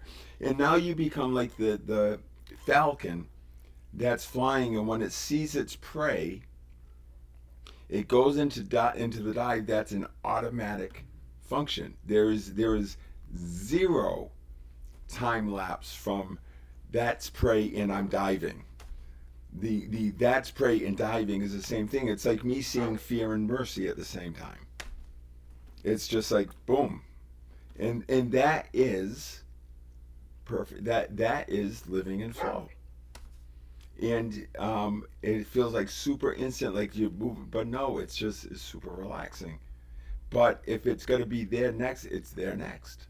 It's just like I get when I'm playing the guitar when my arm goes into a state that levity, like it's floating. My arm, and I'm not holding it up. I have my drum in hand. It's just my hands are just Yes, full. and it now when I was drumming, I would have my upper arm kind of anchored on my against my side, and it's more like it was wrist. And so I was used to like just everything from the wrist through the fingertips, just floating. Tonight, this was a really wild sensation. It was everything from the shoulder to the fingertips. My entire arm was floating, and anywhere, if you held your arm up for a while, after a while, it gets tired, right? We call that tired. This spot here starts to ache. When that spot, quote unquote, started to ache because it was quote unquote tired, the system saw through that immediately and said, "You have an energy block there. We're going to clear that." The arm just floats. That is not tired. There is no tired. Energy is endless. It is always there. Tired is dissonance. You have an energy blockage. And so that's like the perfected state, right? Everything, you're in a field of energy. There's no such thing as tired, right? Now you might go deep rest, right? Doesn't mean you don't have sleep. You still visit all states of consciousness, right? But imagine that I thought everybody was awake when they were asleep. I didn't know I everybody just laid so dry. well, Like, no. that's funny. I was like, oh, that's interesting. Here's another perfect example about how we are exactly alike and exactly opposite. Because you thought everyone was awake when they were asleep, and I thought everyone was awake when they were awake. And it turns out they're not awake any of it. They're always sleeping. That was as I look back on my journey. I keep being able to go back further and further and further in terms of when was I holding my awareness of self through what stages of sleep, right? So like you're saying, right? And so it was quite a while ago, but here's the thing: people don't describe it very well, and they're afraid to say this idea in Buddhist practice that you have attained some state of consciousness. Like that's taboo. You don't say that. I am enlightened. Mercy, I'm like fucking enlightened was like fucking way in the rearview mirror for you and I, and probably a lot of other people. That enlightenment is not a big deal. I don't use the word enlightened per se, but I just say I could say I'm awake or have been awakened, or my consciousness, my awareness is awakened. So I just think that I see some people and I can tell they're sleeping inside, like their God light is not to them, and I'm like, oh, okay, they're just still asleep. So this person I've been working on, they don't have that light in there because they're still asleep, and I'm like, well, I tried to wake them up, but that's going to happen in whatever time it needs to happen. It's not something I have to do on my watch, right? Yeah. I mean, I love it when people do wake up, and I'm like, I love to see their shiny, smiley, happy faces, and then look up and be like, oh my God. I'm like, I know, right? It's so cool, and they're like filled with bliss, and I'm like, yes, lock this feeling into your body, keep it forever. I asked Spirit today. I said I would like to be able to, when my hands are feeling like electricity, I would like to be able to lay my hands on somebody and take them somewhere special. Come, right? And I know that mystics have done that, right? It's Mickey. I think actually Mickey Singer, who's a fairly modern guy, relays an experience of that. But you know what, Mercy? This idea of enlightenment, because they say, Lincoln was enlightened, and certainly he was, and many of our forefathers were. Adams and Jefferson, Franklin for sure. I don't know, maybe Adams was, Adams, I'm not sure. But if someone were to say to me, technically speaking, how would you explain, or what is an enlightened mind? It has a capacity of what? I would say that if you are able to look at what we call disorder or chaos, and see that is simply pattern, and you understand that pattern, And it all makes sense. And therefore, everything in this cosmos, from a sense of it, does it all hold together as one thing? The answer is absolutely. It's part of me. Then, okay, now that is an enlightened mind witnesses all of this in that way. Right? So your mind looks at the jungle and does not freak out. You don't see disorder. You don't you see order. You see pattern in that, but you don't see. You know where I came to. I look at the forest now and I see the order. I see triangles everywhere. Everywhere you have three trees, there's a triangle. It's all collections of triangles. You know, but we get freaked out. Here's our limited thinking. We get freaked out when we see a square in which all four sides are not the same length. Someone says, no, no, no, no, no, no. The definition of a square is that the four sides have to be equal.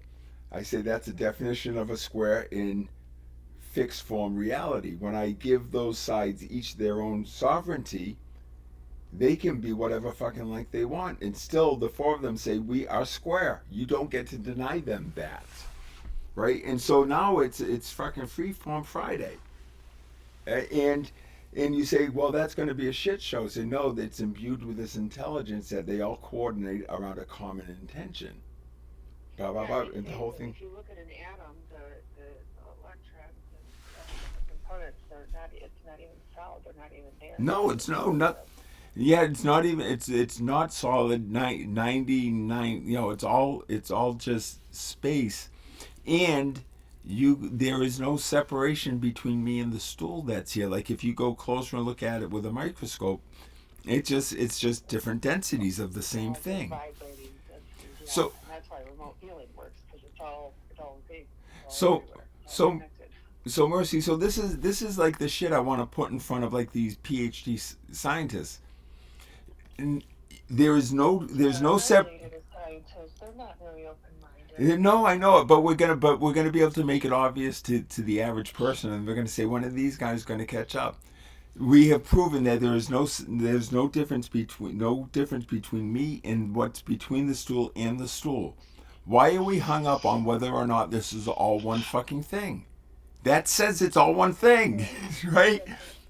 Like when Taggart and such experiments, they show that Einstein's spooky action at distance, quantum entanglement, all this stuff. It's there. It's just a new form of science. It's not really taught in schools. Like even medical schools, they're teaching like Newtonian physics. They're not teaching quantum physics as their basis of their scientific understanding. It's just antiquated system. Mercy, Einstein himself said he was only scratching the surface in his own understanding of his own theory.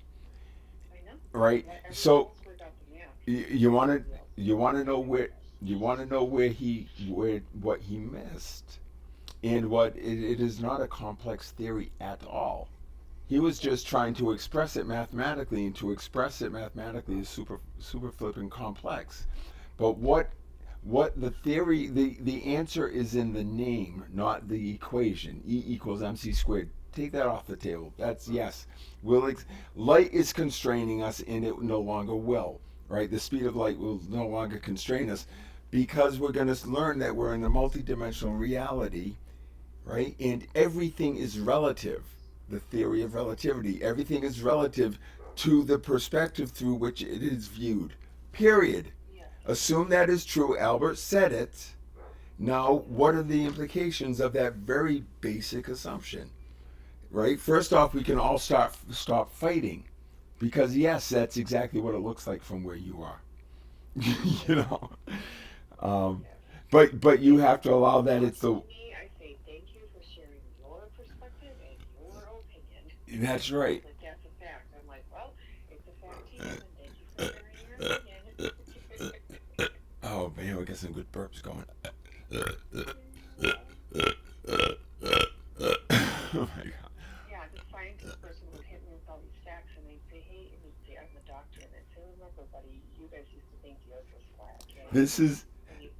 And you threw what's his name in jail for saying it wasn't. So you guys think a lot of things. So this is going to be interesting, because this is unfolding. We're not talking about John and Mercy aren't saying like we're going to do this, make the world do this. This is where the world is moving, and so it's going to be interesting to observe because I know that those who are most invested in scientific method are going to resist this, but they're going to be undone because it's going to be undone with their own method, and we're going to show that their scientific method is not scientific because it defies fundamental assumptions of the science that they're using. Like statistics, a fundamentalist statistics. This is what I studied in one of my master's degrees. Fundamental is that you cannot use it to prove cause and effect. Yet we use statistics to prove that medicines work and vaccines and everything. And it's but a fundamental is no because Statistically speaking, I did yeah say that, and I'm going to push my glasses up on my nose before I say something. yeah oh my goodness. So happy.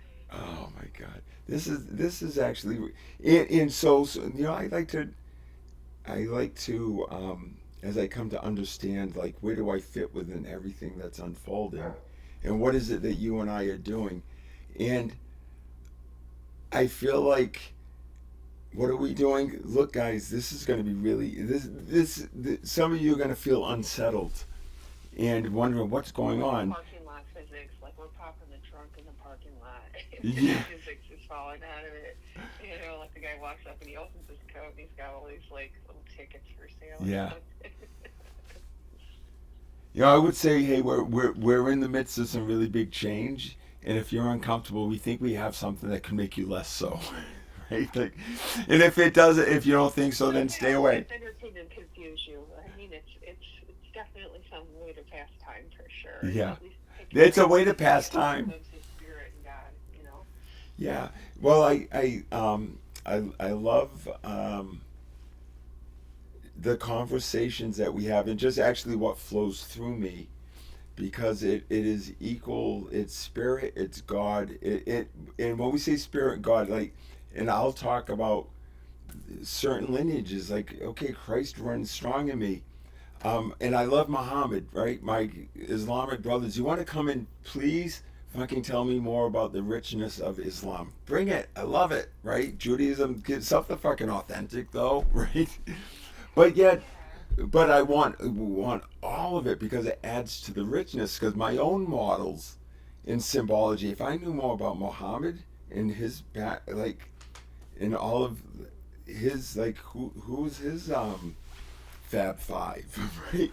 Like, I don't know all of that yet because You don't know that much either. You know, there's the Next Level Soul podcast. I can't remember the guy's name, but he's really good and interesting. And I think he interviews different channels, different mm-hmm. people, spiritual stuff. And I think he's probably got some good interviews on it. I'll have to look that up. Interesting. Yeah, I mean, it's definitely it's called Next Level, and it is Next Level. You're like, wow. Oh, Mercy, shit. I don't think I told you. I I stirred up a hornet's nest today. I haven't seen anything, but I certainly did. I lobbed a stink bomb. Yeah, I let um, a couple of friends from my the previous spiritual community who had really stuck it to me good, really really good. Like, oh my God, she gives Sharon a run for her money. Shay literally, yeah, she has her wake is littered with shattered men, and she blames every one of them. And I had a taste of her medicine. I did not go for that. No can do. No, we were exploring. Shay and I were in this beautiful relationship. We're really, and I love her dearly, and I look forward to when we're better, when we can be closer in whatever at some point. But you know what? So Bodies all over? yeah. So well, Mercy. We're not supposed to want to get to that. Like, No. Well, I see. I didn't. No. Well, when she's all cleaned up, when they've got her all cleaned up and washed and hosed off and all that, and she's all pristine and the perfected self, then I would love to see that version of Shay.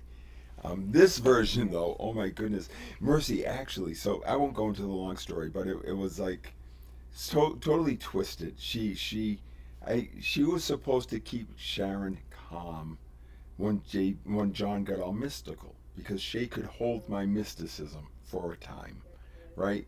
So I introduced Shay and Sharon, and I told Sharon. Sharon knew very well what I had this spiritual relationship with my dear friend Shay, and we were practicing these things, and it was like a rising in love. Like we were sharing things and we were playing off of each other as we looked at our shadows and stuff. Like she was all about diving for the shadows, and so we were having this experience. And I said, if Sharon should start getting worried that when I go into my deep medicine periods, maybe she could call you and you could say, "Hey, no, I'm in work. He's good. He's good. I know it scares you, but he's good." That's what that was set up for, right? But when Shay looked at me, because I had refused her advances, that was a piece of it. We tried during it when Sharon and I were taking time from each other at one point, just before the shitstorm hit out from that deal a couple of years ago. Shay and I had planned a week together to say, well, let's see if there was anything else there on this physical plane. And it got so far as half of a kiss, literally half of a kiss, and she like pulled away and said, "Wait a minute." It wasn't that I had kissed her, but it was the way I was kissing her. That and suddenly she is projecting all of the shit on me. And I'm like, look, we both brought shit into this. Like, I felt my teenage self there. Like, I owned that. I was very aware of where I was and curious about what was coming up and why this and what's going on. And suddenly she's pulling away and, like, saying that this interaction was not satisfactory to her. And there was something about what I was doing. And she proceeded to fucking pull this Gemini and mind fuck on me for like the next 3 days, and we're doing ceremony like psilocybin, and she is absolutely pummeling me with her suffering, and in a very conniving, contemptuous way. Oh my God! And I'm not re-experiencing. I'm stepping through it calmly right now. Not a deal. But so I feel even better about what she has in store for her. Because wow, Shay, that was unreal. The shit that you gave me that weekend, your shit. Wow. she yeah, and so then when I just hear a voice of spirit saying, "Step off the firing range." step off the firing range. So I had told Shay, I said, look, and she knew, like, I think we said, like, I'm not a violent person, but, like, I won't punch you in the mouth. I will not do that, but I will spill your guts. I will eviscerate you with my words. I said, I am, like, when it's go time, I won't, I will not make it personal. I will not personalize it, right? But you're going to feel it. Like, I will melt you. And so she said to me, just like me saying to you, Mercy, man, I love this image of the unhinged Kali pouring through. I fucking love that image because it's so real. And it's like when I think, could I imagine? Yeah, I could imagine that. And it's like, fuck, yeah, totally cool with that. So Shay said at one point that she wanted to experience that intensity from me.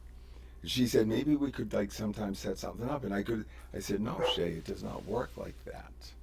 It's intense because it's fucking real. It's real. She's like, oh, I want to experience that. So she got a thimble full of it 2 years ago, and she's about to get the real fucking McCoy. And I don't know what's out there. It's just out there. It's because it's had to be vented. Why is she coming up for you right Um, she's coming up right now because God is laying siege to my former teacher's castle now? Okay. to release the trapped souls he has there, and because my former teacher needs to see for himself that he needs to get some healing. His family is in danger, right? So this is like we don't have. It's like, guys, God is saying, guys, we'd like to go more slowly, but it's like it's time. We're here, so now it's time, and um, they're gonna see it, right? So it just kind of flowed out of me today, and I'm like, oh boy, see what see what happens. Um, Mercy, I Well, as your friend, I will stand on the side with the fire extinguisher. yes, please, Holler if you yeah. need me, okay? This and in Mercy. So I guess the image would be, um, I went out and seriously, like this has been literally been unfolding for a few years, especially with this one. The monster came, and I went out with my spear, and I stood defiantly. I said, "Hey, out of here!" And he left. And then he came back, and I had to poke him before he left, right? And now he's bringing friends and everything, and it's like, okay, you know, and it's like, what are you doing? Yeah, we're bringing out the heavy artillery because you guys got to get the fuck away from here. you know? But so it really is. It's just one of these things because the my being is feels like the attack continues. That is as long as it sits there.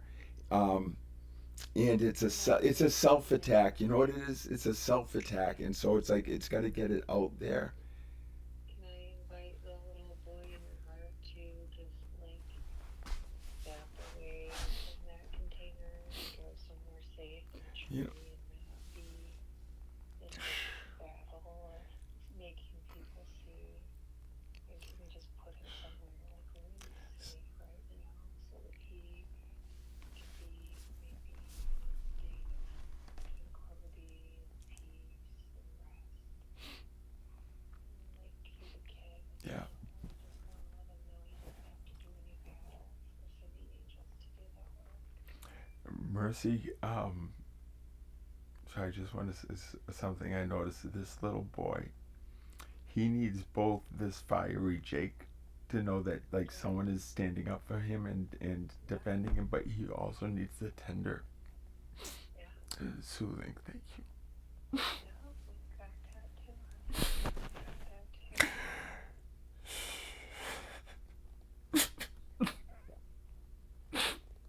Okay.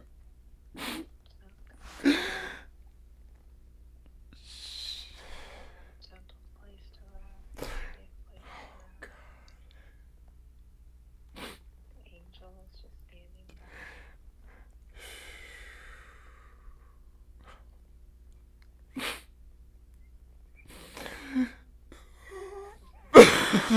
Holding his hand. He doesn't have to battle. He's just a little guy without him. He's with us. Okay, buddy. We're right here. I got my arm around you. Child's got his arm around you. He was emotionally starved. I know. I'm so sorry, honey. I'm so sorry. Putting our arms around you now.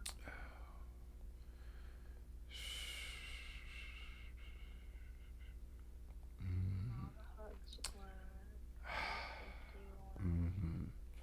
all the nightlife you want, blue seashell nightlife. In every corner, none of that corner. Mercy, your voice is so incredibly soothing. Oh my God. There.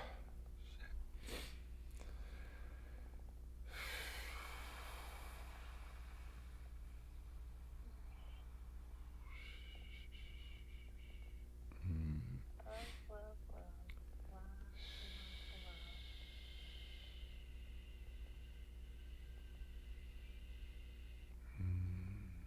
Big, beautiful, green, God, emerald that orbit feels pointing right so at the child incredibly right good. into yours.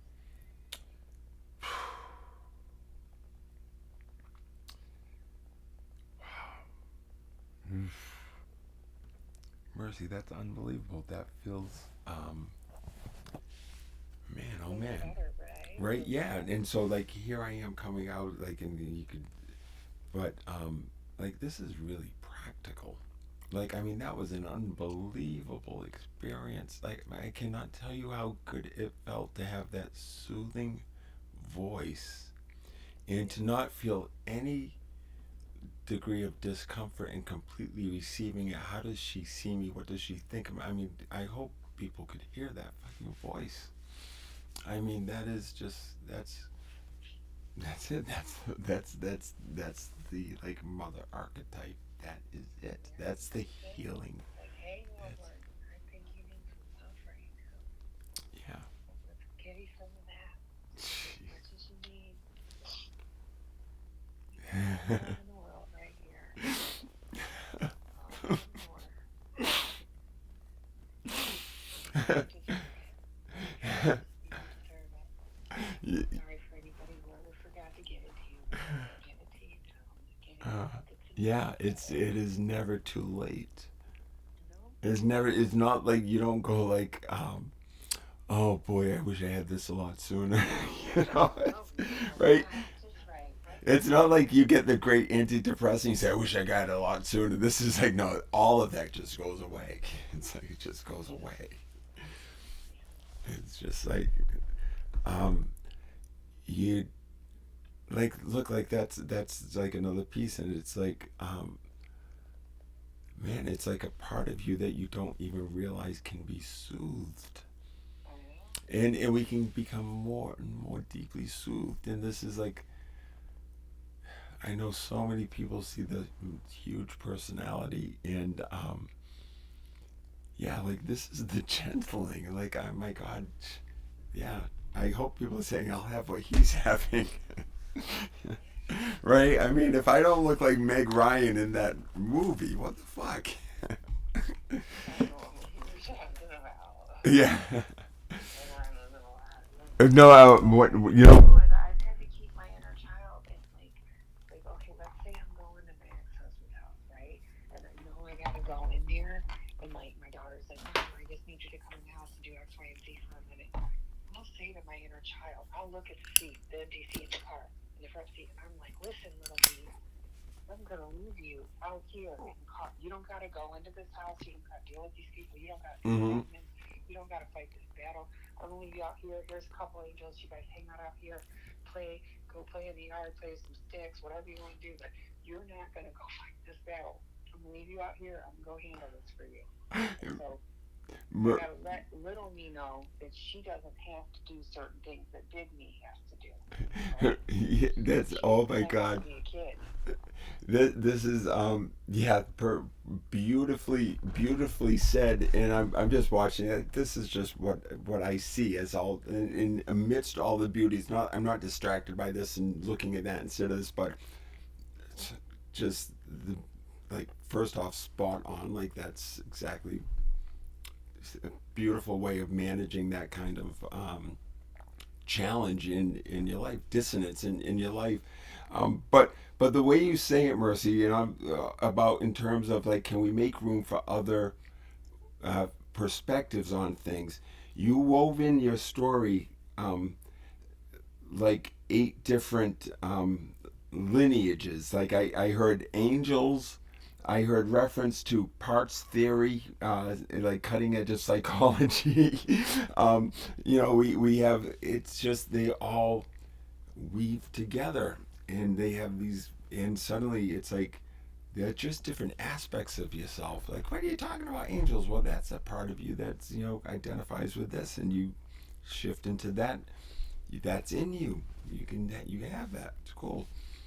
You bring it to life in you though, right, Mercy? Like, where does that come from? It's like you feel it and you say, I'm going to call it that. Oh, that's angel. That feeling, and that lets me do this. We'll call it, that's the angels, you know. And Mercy sees them though. Oh, I do. Sometimes I am one. yeah. They're everywhere. Mm-hmm. They don't always Yeah. have wings, but they'll show the fuck up. They'll show up in murder. They'll show up in rainbow. They'll show up in all kinds of stuff.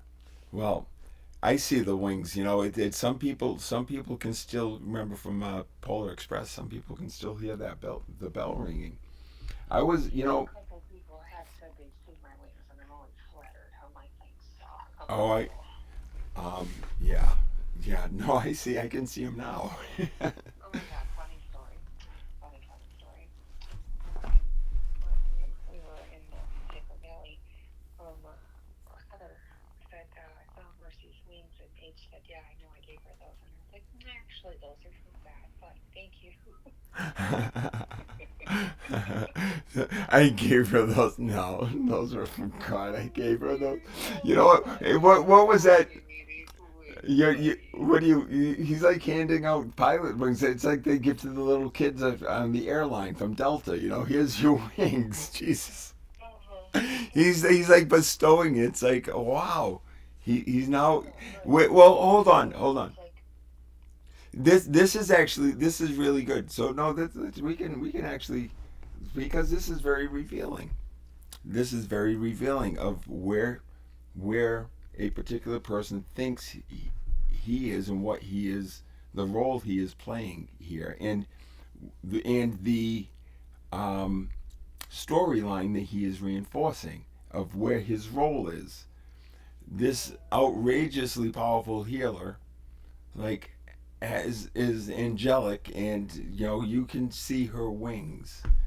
And here's this maestro who's saying, I gave her those wings. So if you could give her those wings, what does that make him? Right? Is he above her or below her? And what is the problem in every spiritual organization? All the shit shows hierarchy. hierarchy, dogma. It's a hierarchy that reinforces dogma. Well, And the good you news, John, is I don't have to do shit or give people shit or whatever because I'm just a tool and God does all the work and I just have to surpass through me. So I don't really need to take credit for anything or say I did that. I mean, I can say I turned on someone's channel when I did a ceremony on them, but really, God was the one who activated it. I was just doing God's work. so My hands just happened to be moving and I happened to be singing and their chakras open and some channel came online, right? And now they got this healing gift. But that was that me? I don't really think it was me. I think it was God. I think I just happened to be the instrument that did the well, surgery and moved things around and ta-da! that Right? in that posture, that understanding, or well, just that knowing that it is not you, it's God. The deeper Right. you that lands, the more powerful the gift. And if it's automatically, this is not me, I'm just a vessel, which is why I have, which is why Jake can get away with having a foul mouth all the time when he's ranting. It's just flowing through. It's like no credit and no blame. You know, it's just like because there's no good or bad. Everything that comes out, whether you find it distasteful or you love it, it is what you need. It's what life gives you all the time. I can't fuck this up. I cannot mess this up. Seriously, I cannot mess this up. It's like this is you. It's perfection, and it always has been, and you have been too. Everybody, like everyone out there, just give yourselves a break. But you got to stop hurting me. You That's true. know, right? That's how that I goes. I am giving. I'm giving all of you guys like that's my gift to you. I forgive Here, everything. I don't understand. point the tip of your blade Yeah, at my throat. yeah. I That's a see. situation. Right, right. You can Um, show me your pain all day long, no problem. right. But you can't hold me responsible. You can't hold anyone responsible. That hurts. The thing is, Mercy, everyone is doing it to each other without exception in every single kind of relationship. And I said even in my relationship with like my CEO at my company, who says you didn't hit the plan number, you fell short of plan, and that's bad, and now I'm gonna review you, and you did not meet my expectations, and I'm now going to pay you less money. You're not going to make as much money this year, right? So all of that judgment because he had a bad plan. It was your. It was, and because you thought you could plan life. Life has no plan, right? You thought you. My boss made a prophecy that did not come true, and he held me responsible for that. That's what it comes down to. You made a prophecy.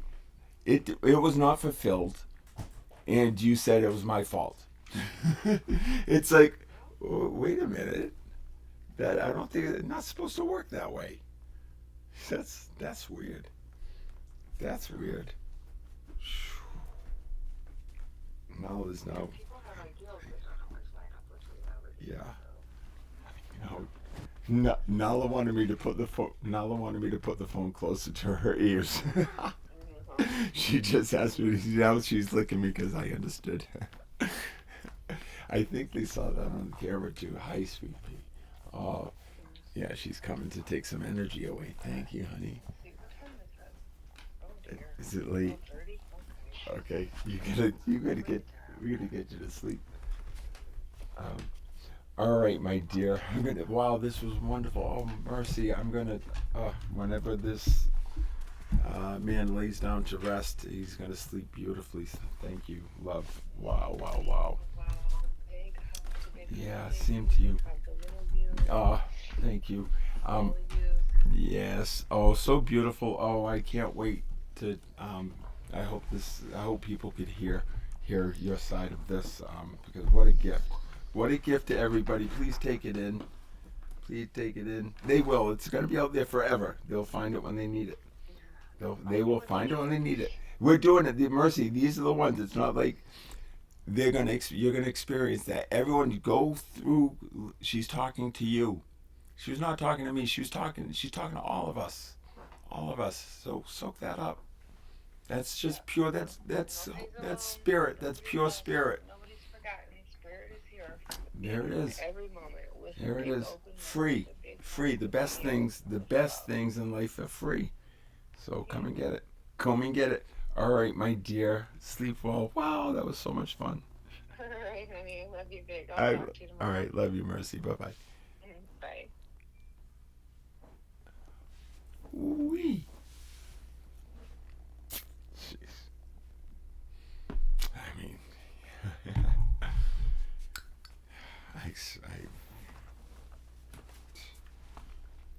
I don't know if you think we're crazy.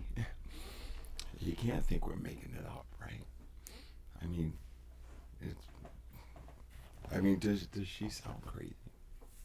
Right? I know she's talking about things that the guys in my utility world, that's generally, we're not talking much about that kind of shit in the boardroom. But we would have been a hell of a lot more successful if we had been, right? Because that's not so you're hearing Mercy, right? All that, and you see what she does to me, right? So you don't think that belongs in the boardroom. That's that, and the right me.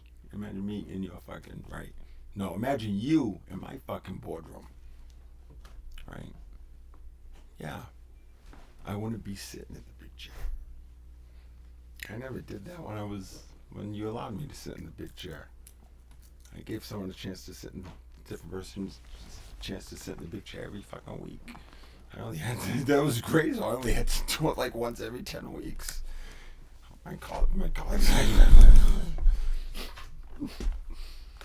Yeah, it scales, David. It scales. Yeah, it's called being human. Yeah.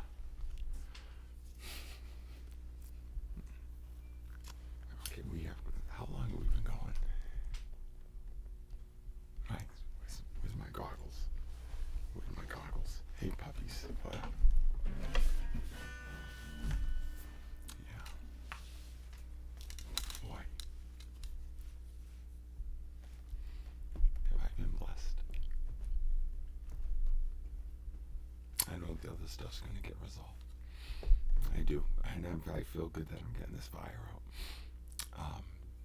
Yeah, that's the gentling that this man needed.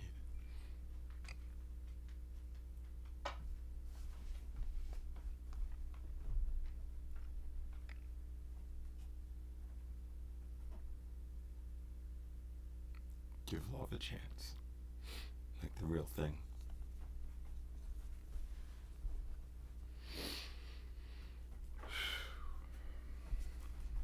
I think I'll smoke a cigarette after that. If you want to join me, just sit in the beautiful quiet.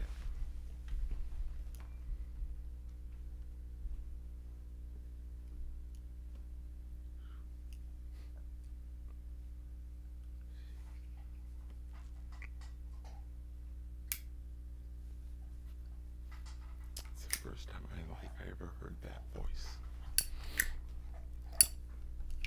First time in my life I ever heard that voice.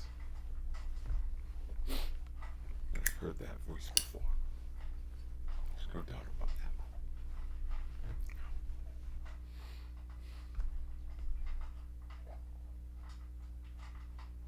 That voice did not come in here. That voice came out of here. I heard it as it came out.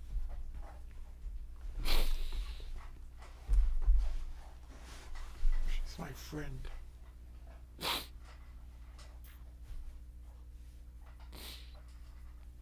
I'm a lucky man.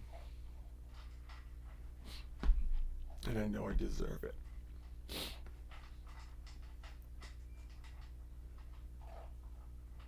But I wasn't expecting that.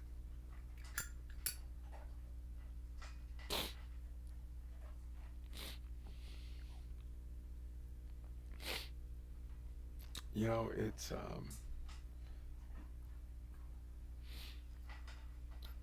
yeah, this is what I've known this. I've known this.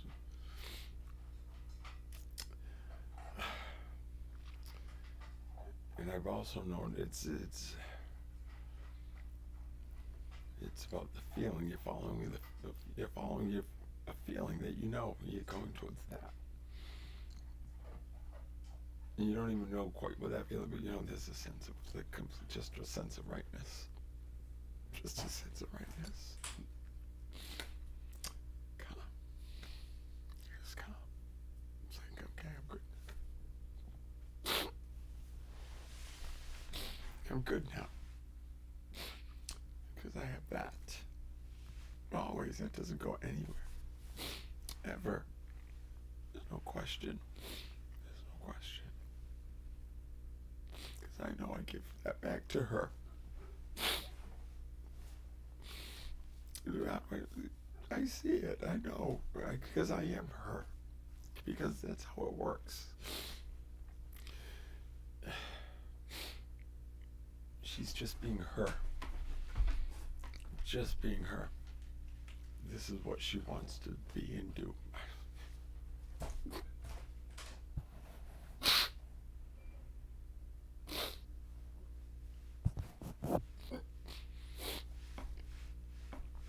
It's how it works. If you allow it.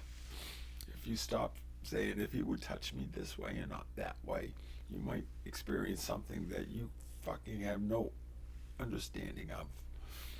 If you would allow him to love you, if you would have allowed him to be him,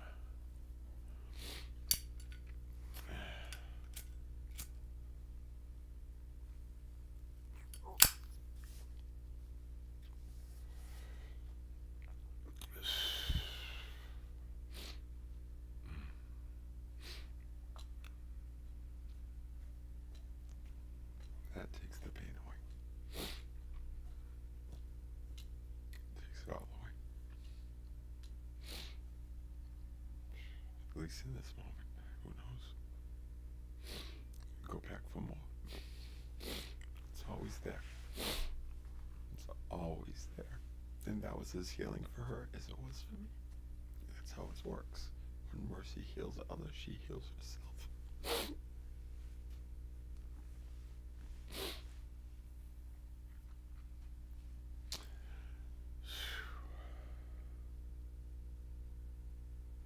And I know when something flows through me, and she tells me wow, that was incredibly healing for me. I know I feel an equal amount of healing in myself. Something has been let go of myself, it's match. That's how it works.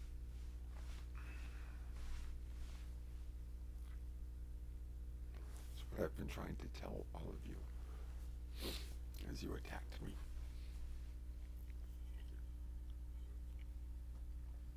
Don't go saying oh no, but you were saying no. Read the fucking memos and the emails and the text messages.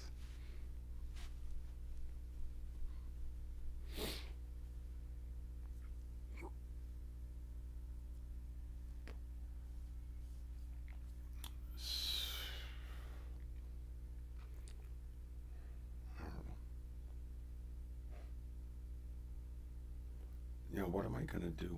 How am I going to get your attention? Because it's got to be fixed.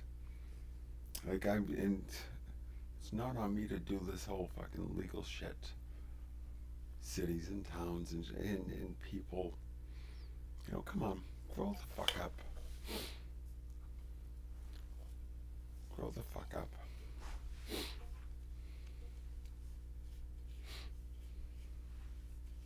Siblings, get real. You know, you're going to live with yourselves after this. You're going to deny this now. Elizabeth Bennet, Catherine Bennett, Paul Bennett, you're going to deny this now.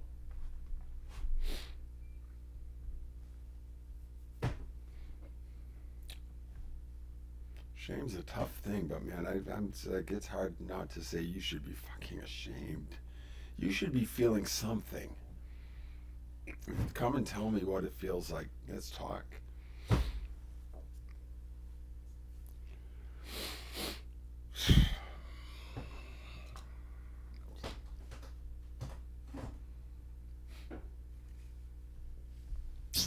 All in for free. All right. That was beautiful. That was beautiful. Liz, that's the real thing right there. Right? Don't you think all the therapists should know that that's how it really works? Don't you think the world should know that? This is how it works. This is it. And we're just going to keep showing it to you. So, I mean, they'll just keep piling up the. Fuck, I'm not putting up billboards. Well, maybe I am, but I just gotta, whatever. Subscribe, watch, but you ignore it and you're missing it. Don't want to miss her. Crazy. Seriously, you know, listen to that. Let her talk to you. That's how, you know, I know I keep saying that's how it works, and it's not that Mercy directs and says, I'm going to do this, but I'm really talking to John, but I'm going to make it do this thing. That is coming from a divine source. It just flows through her, and that's what that divine source does. And we know this. This is an understood thing, that teachings, anything, writings, songs, everything is multidimensional. It provides to each person a unique message. And that message evolves with the person. Same song. That's how it works. It scales, David. Who's making t-shirts, coffee mugs, buttons, things to put on my Stulio? Scales, David. God, I'm gonna get some fucking mileage out of that. Oh, I didn't tell Mercy my joke. What a night. I said with certitude. Jeez.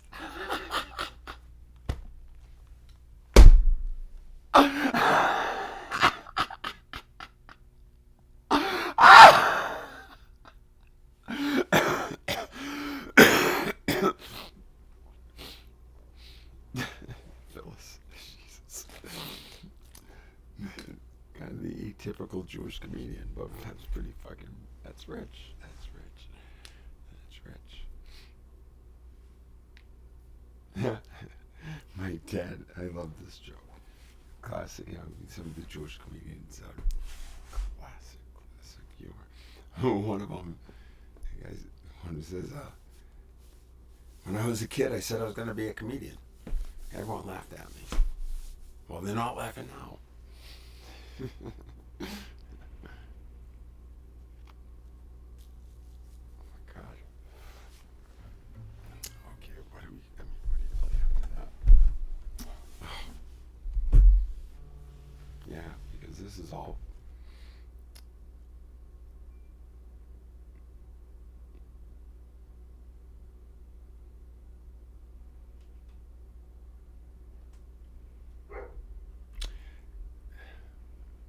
Well, we're just gonna go. We're gonna play this song, and because this is what Spirit says. This is the song. This is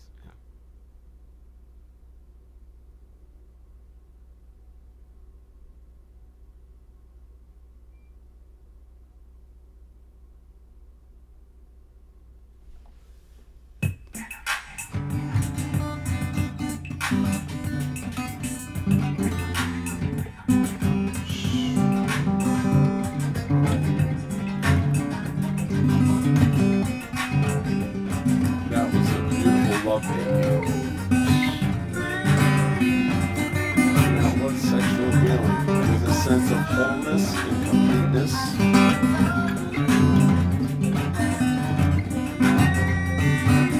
Baba, I love you, sister. You can keep your orgasm, because that's there still too. Didn't find that. I was looking for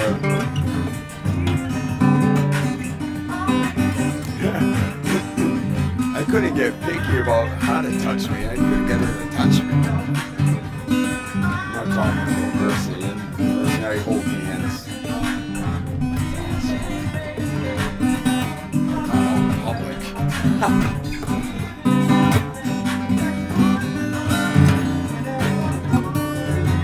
Actually, you know, we don't hold hands in public. It's very intimate.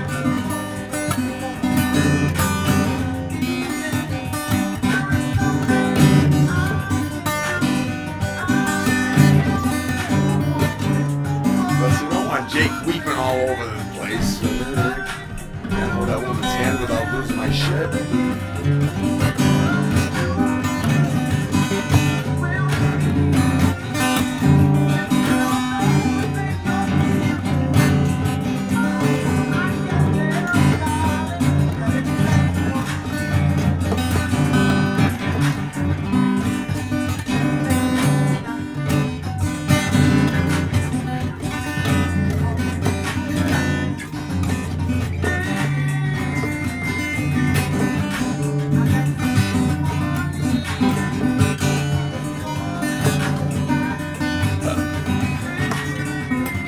Mercy.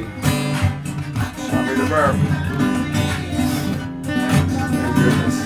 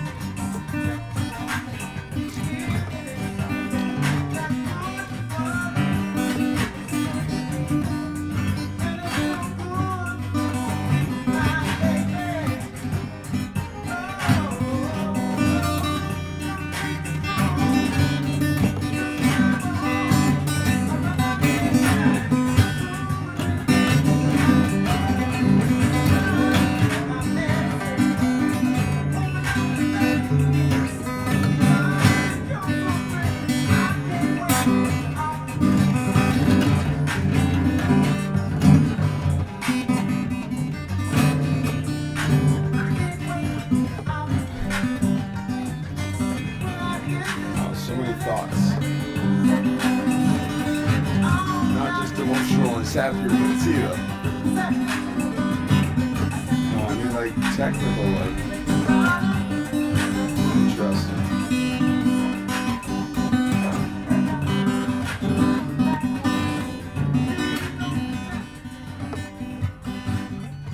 You know, I'm just reflecting on how that unfolded.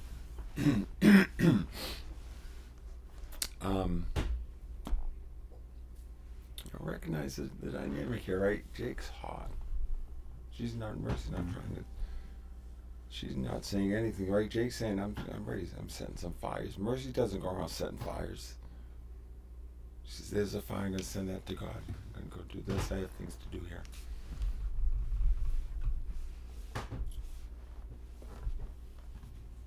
Jake's here. Jake sometimes has to set some fires because someone's trying to get in the fucking cave. Right? That's what I'm here for. That's the role. That's the masculine role. You hold the pole. You hold the spear. Right? But you don't go fucking nuclear at the first option, and I did not. I never did. Step by step by step. You escalate, okay. I'm gonna meet you there. It's just like Franklin. And I, like Franklin, will not kill you, but you will wish I had. If it has to go that far, it's up to you. This is how Jake works. It's how it works. Yeah, it's a potent force. Jeez, you should feel what you're uncomfortable. Deal with it. I'm not saying I've been through discomfort of this. This just is very process. Just this very state of being with this energy flowing through it and living my life this way in this world. This is uncomfortable. Did not choose this. This is something that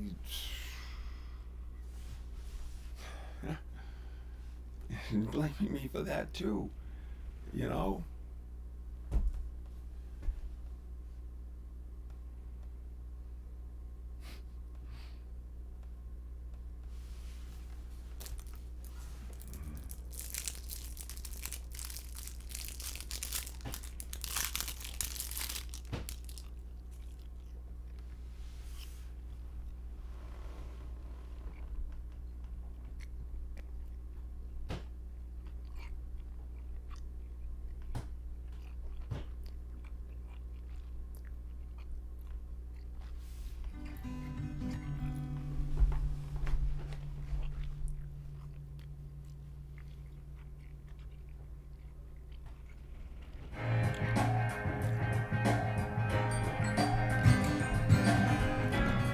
Next song, Rusty B.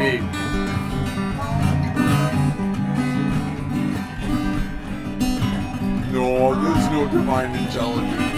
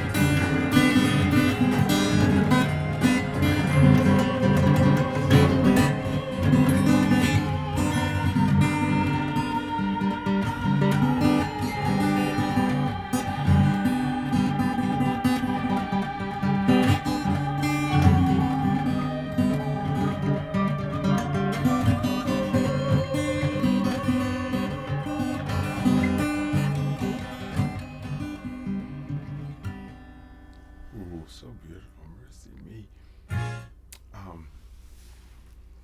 So reflecting on some of those things that just, man, just feel so, just grateful. I see somehow the capacity, Mercy somehow has a way. Oh, no, it's just how it works. So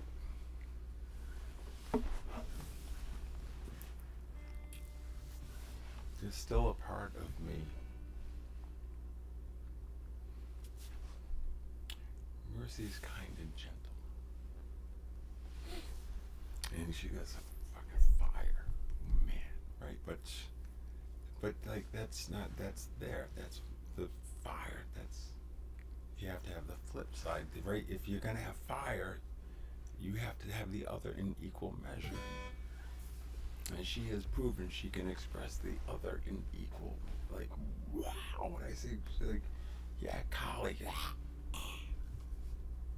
oh my God, I've seen it, I want to experience it on this plane. I know what that is. Mercy unfucking hinged. I know, because we've talked and like, holy shit, I've seen some shit.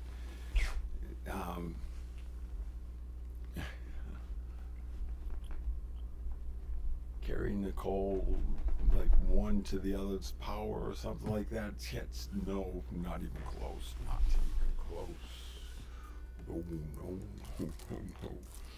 No. So gentleness in equal measure. That was there's still a part of me that is that has been abandoned so often. Mercy and I have, Mercy has been helping me with this, and I was very open with her when she was healing me in the jungle, and I told her, I said, I'm starving.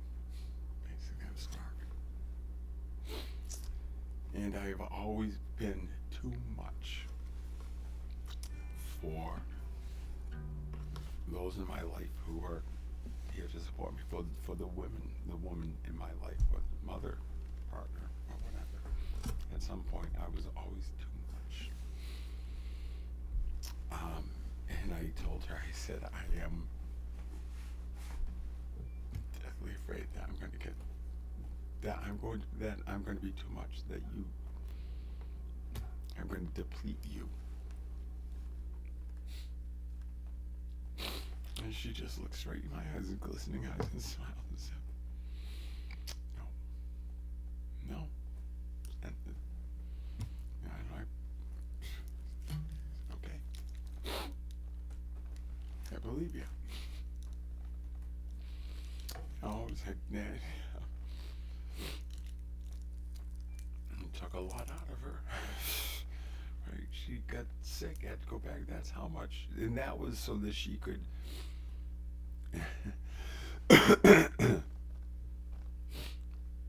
Mercy, just to take enough out of me so that I could do the rest. Just taking enough out of me so I could do the rest. Sent her back to the jungle on her own, for her own healing. Put herself back together. And I couldn't go with her, you fuckers. After she brought me there, I couldn't go with her. It's okay, we have a lot of good friends down there. And there's apparently a number of really shitty ones. But we have some really good friends. Disparage them, Simona, by calling them brujos and brujas. You should be ashamed of yourself for that. You need to fix that. Not just within you, but I think you need to do something to express some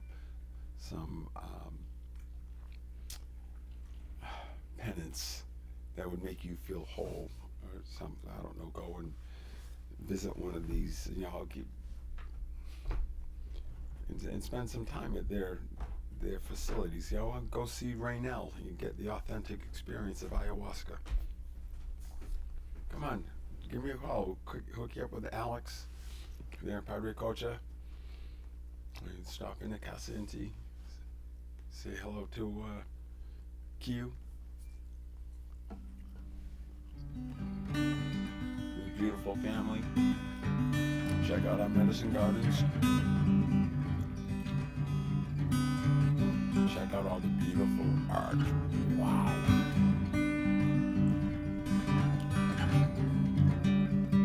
Listen to the beautiful music. If you're lucky, you might see Marcos playing there. Woo-wee. Maybe some of his brothers. Maybe even JakeLive will. Marcos soon. Oh, Jake said it.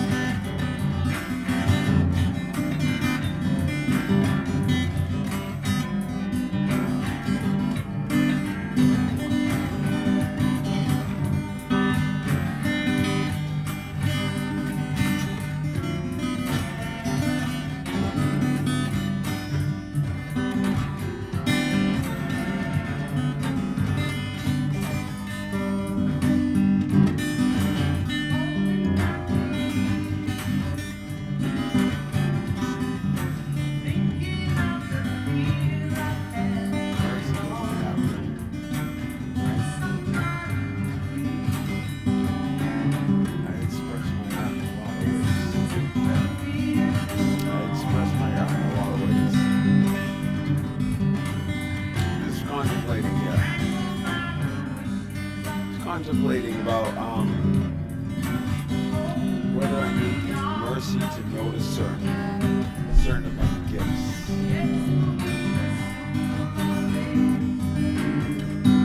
And I only have one gift that I want her to notice. I don't care if the rest she can move on.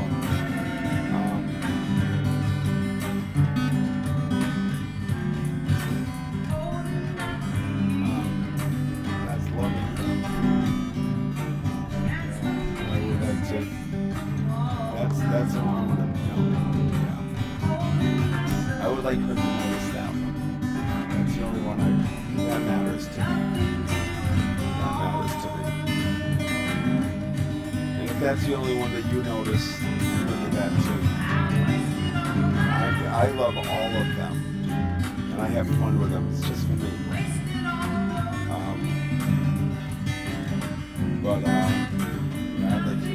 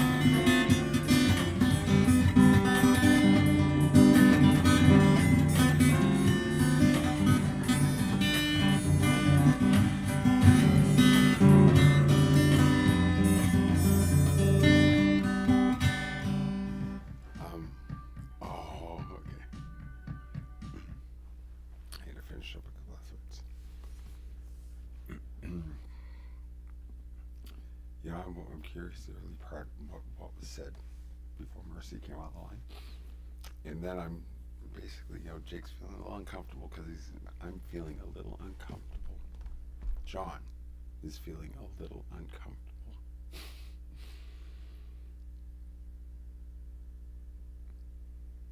And it's being expressed through Jake.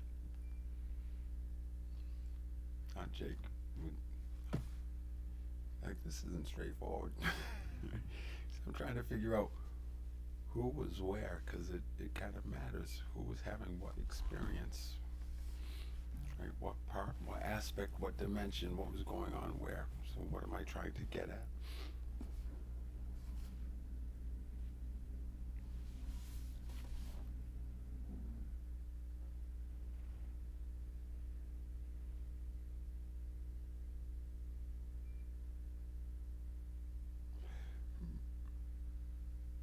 I want, believe it or not, believe it or not, it is my aim in this, as I proceed with this, and I take aim in this, that my intensity be properly tempered. That is my intention. That is what I have asked for. I have not asked, I do not hold an intention to harm, to increase suffering, to hurt, to do anything. Okay? I'm just following, right? Intention is a more beautiful world that our hearts know is possible. It's nuts, and it's just like the intention. And so my intention is to follow that which flows through me as purely as possible. What's next? Don't hold back. What is it? Where do we have to go? It's always been, right, Hamilton? Every ayahuasca journey. What's next? Don't hold back. Not like, that's what I said to the medicine, not pour me a big cup and you never did. Thank you. You never gave me more than I needed, which was that huge amounts. No, it was not. Jeez. Ooh-wee.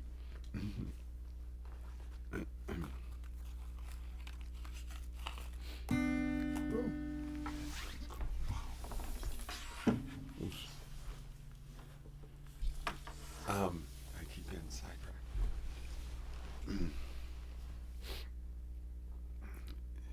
So there's a part of me that's feeling a little tenuous as I need to inform her. This is important, right? That like tossing a hand grenade, and I've taken a lot of shit from my partner for stirring shit up within spiritual communities, and I'm letting Mercy know because it affects me, and you know,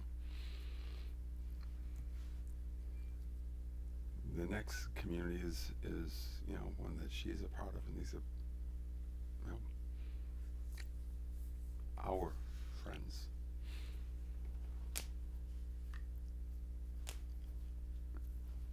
And it's the same thing. I have my own relationship with Claire, right?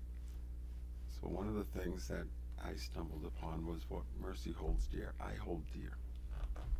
I have to hold it dear in my way, right? So I relate with Claire, like, but man, the intention there, like, let's get this. This is the right message, you know.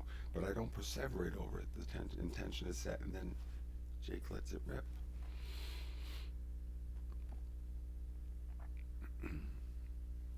You know, it strikes me, those the Mercy Me segments, like, if you want to see Jake gentle, that's all it ever took. Just if I can see him and recognize that guy in there, respect it and honor it, and don't be afraid of, look at my, well, I know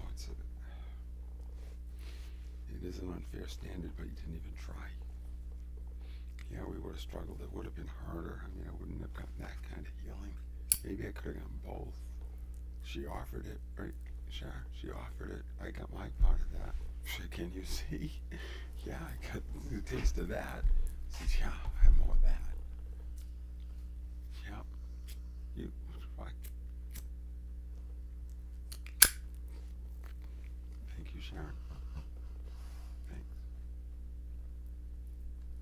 I mean it. You delivered me right into her arms. Literally.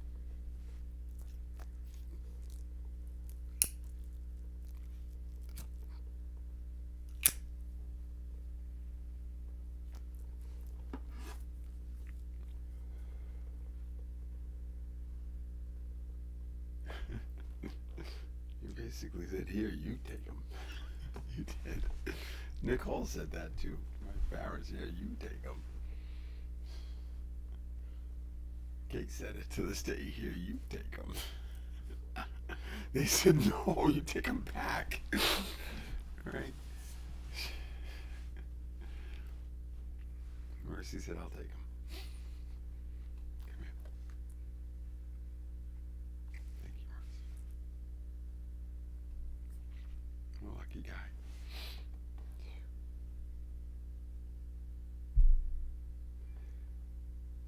And so, like, I was, and the fire's coming out, right? And how did she do this, man? Because and I didn't recognize that, like, yeah, it's just coming out, and I'm wanting her to know the intensity and why,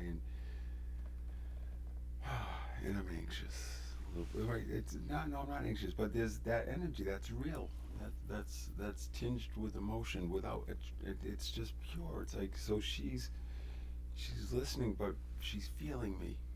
She's feeling me, right? There are lots of words.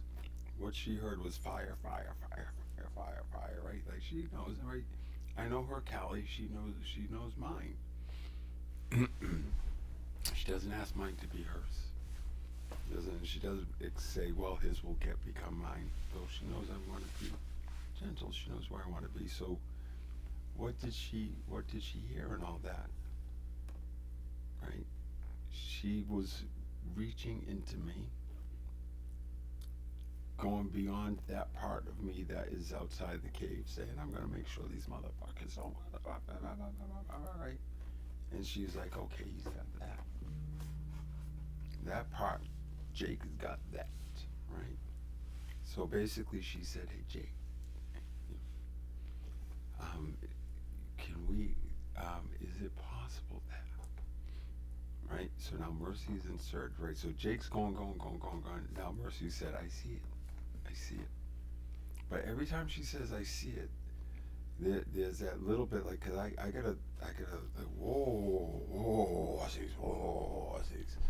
And the horses are like this, saying, we're supposed to go this way, and then, and so there's this little bit, and now, like, cause I know I'm going this way, and I'm fucking going that way, right? Until Spirit says, go that way, or something else happens. And my commitment is that way. As soon as Mercy is saying, it gives me the signal of whoa. Now I'm confronted with, I know that she's going to put something in front of me that I'm going to have to face that is different than going that way. Right? So how do you feel like when, like you said, I'm deciding I'm going that way? Right? But life throws all the time, right? So I'm noticing this about myself, that that someone is, and it's the same, that I would feel and get curious about when I was seeing things a certain way, and somebody would present something that was in opposition to an aspect of that I now need to resolve.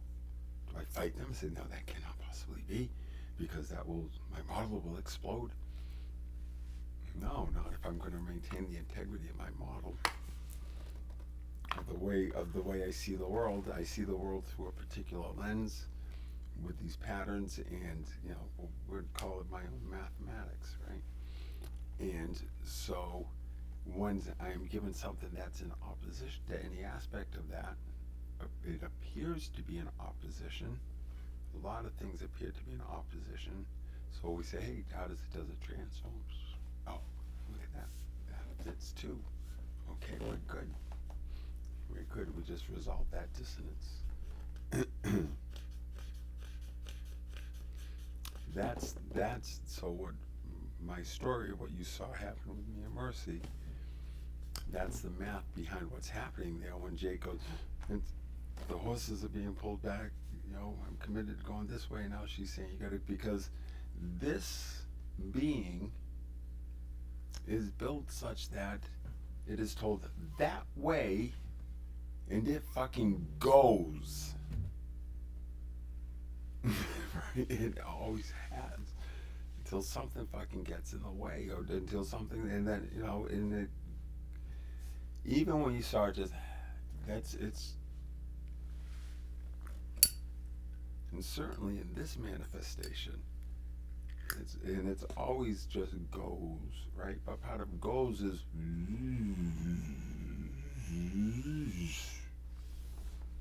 right? Because goes is like, no, he's not a fucking madman.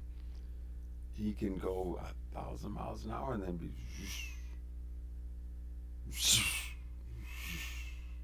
I mean, if I was one of those little drones, you wouldn't think I was weird. We build things that look like us. That's how we move. I don't know.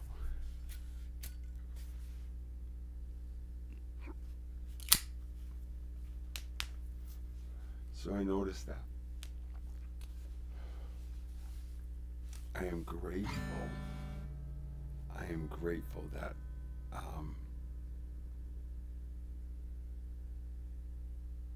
I have never be. I'm grateful I don't become defensive, because I would miss something precious if I insisted that no, I don't need to be gentle. These guys really need to have their asses handed to them. And blah, blah, blah, blah, blah. Mercy got that. She's not saying no. She's not offering me an either or. She's offering me another, and an opportunity to have both and. Right? So she says, hey, let's see if we can bring the gentle path in. Does she want me to gentle my fire against those motherfuckers? Is she asking me, to set aside my most potent weapon and is she asking me to question my discretion of when to use what? No. No, she said that's Mercy has lived a life having to have that role, and because she's had no man in her life that could hold that pole, so she's been doing that. She's now she she stands straight on her own, but she knows that part. Oh, I got that part. That's my part. That mothering part. I can't do it like that.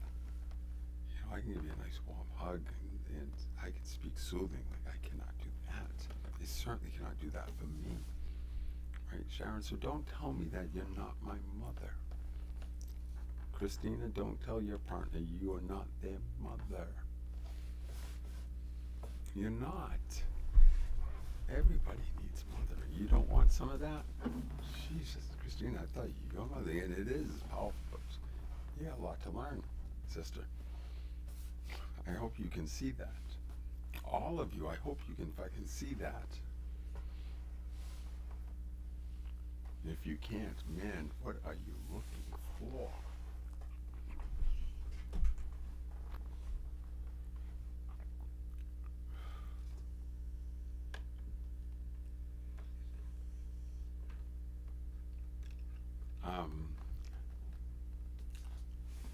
So yeah, and I trust the body's response. And when she slowed me down, she had me. I don't do like that. I'm in onset now. I'm coming into a different place. She's literally taken me from a totally different aspect of myself, right? You notice when I am crying, there's so many different kinds of cries, but different aspects of myself cry in different ways, right? And that was very much a young child. And there was no story. There was no story that was playing that I was crying watching that story that I was in. That wasn't there. Yet the body was, as I observed myself in this process, purging or expressing this,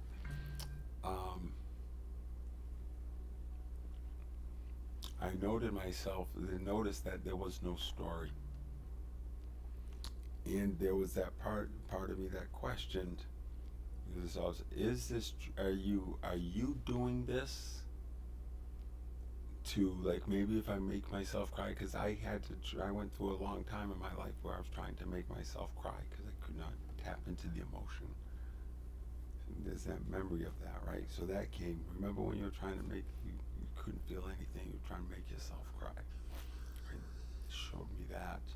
But as it manifested as just a tiny bit of doubt. Am I doing this? And then there was a release into just trust the body. No, you don't have the story, and you don't have that suffering of the story. This is pain. This is pain being expressed. And it's different than the suffering. When you're seeing that, if you were crying like you saw me crying, you associate it with the story, and now the pain becomes suffering.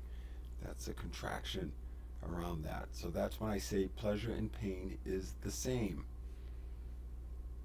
It is the same. It's your attachment and your resistance to it that changes it. Even physical pain. Now, I'm not looking for you to throw axes at me. I'm done with that.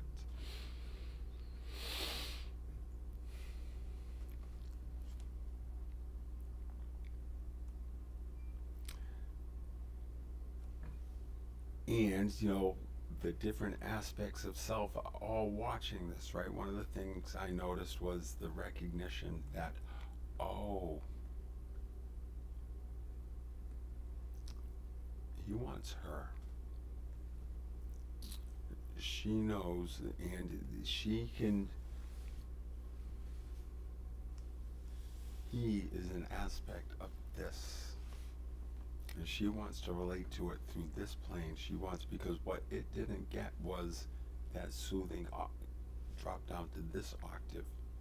And this being needs that vibration to be like, oh, and then everything, now that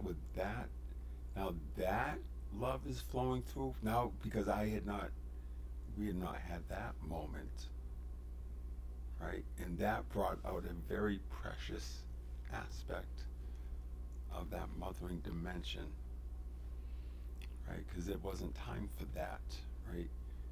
You get what you need when you need it. I needed other stuff before from Mercy. And Mercy comes in many, many, many flavors, all of them. Just what you need, and it's all in there, right? How do you know you needed that? Like you pressed and how do I know? Because it's there for you, and that's the way it works. If you have something, wonder, what do I need this for? The Spirit is giving, I don't know. Well, take this and make of it what you will, but it's true. So there's that aspect that's kind of observing and seeing, because it wants to understand. And Mercy and I are also fascinated while we're doing this deep healing work. We're doing all of it, and we're watching what's going on, because it's human behavior stuff.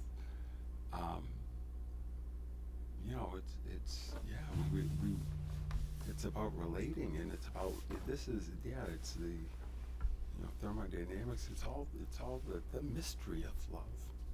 The mystery of love, it's a brand new thing to me. Brand new thing to me. Never felt that before. Never.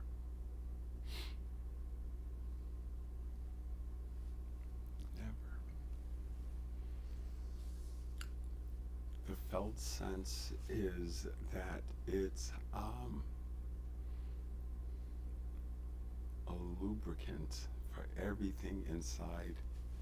It dissolves the boundary layer problem. It dissolves boundaries. That's it. That's the felt sense. It's one of the dissolving boundaries, and it continues to dissolve. It's just helps does everyone get along? I mean, these are not things I've written down or something. I'm expressing to you my experience of living in this moment and what is unfolding in me.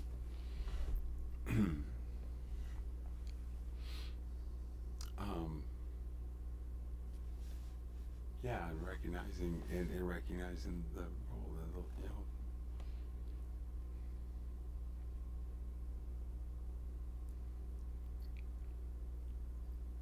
and that's really sweet. Now, earlier today, we didn't get this on tape. Earlier today, we were working, and we had recovered that young child's an aspect of me that was kind of that aspect that, as we put it, was hiding under the bed. Or as it revealed to me, he was hiding under the bed. I was told to stay there until she got there. He knew who she was, but he's staying there. And everyone was calling that. Everyone thought he was screaming. Everyone thought there was a monster under the bed. So instead of coming and helping him, they were running away from him. And, if they did come, they just wanted him to quiet down. And so he wasn't trusting anybody. Until recently, and he heard her, and he was like, you could tell she was getting close, and they were just getting, so he was ready. And,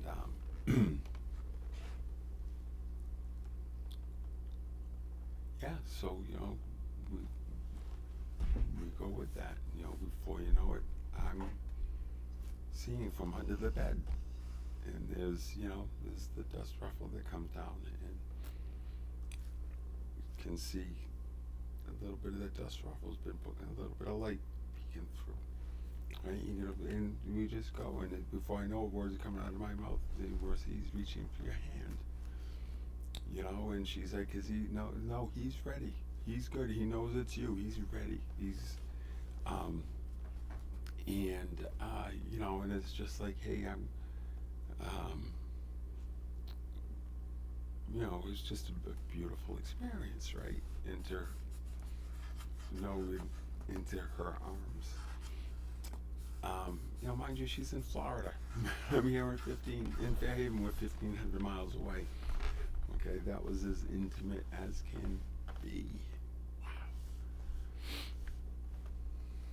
Like super. Sheesh. I'm not missing her one little bit. No, I'm not even going to say what I like to have her know. This is perfection. There's nothing missing. This is like, it would not have been more beautiful had we, no.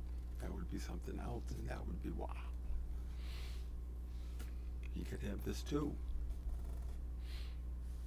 So you can just really enjoy this, the richness. Because it's every bit as good as all the ones that have,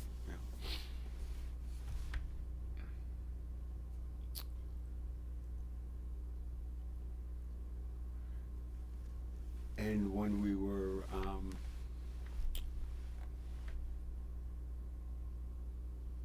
saying goodbye, and I had to go and, then Jake had to do some work. Right? He had to do some stuff. He knew that he was, yeah, you gotta go, I'm going and chill walk with the pups or whatever, but, I'm gonna have to go, and I've got some fires I have to get lit.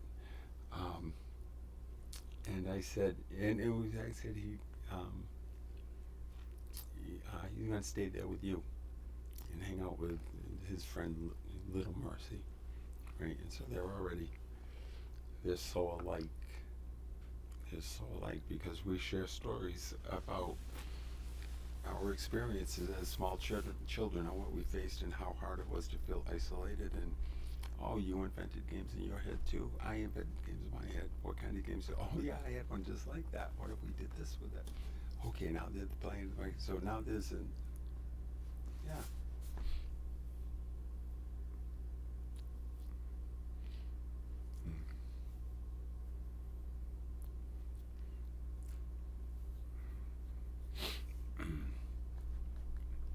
Good seeing you out. You're pulling nose hair out. If you don't have nose hairs, you're missing out.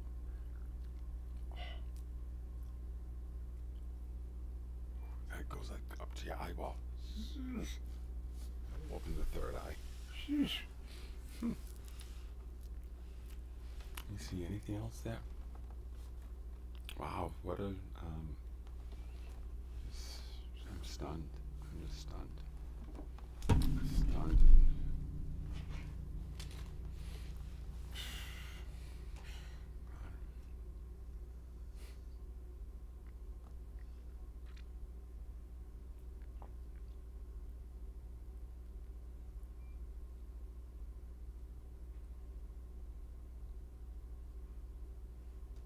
Just feels like something. Something's in me just calmed down. Through that process, it wasn't on this. That pain. Yeah, it was very clearly. It came out and it came up. That was pretty. Not pain. Yeah, that was painful. Not suffering again, but it came up into the heart. It was like, here's where I belong. And it was like.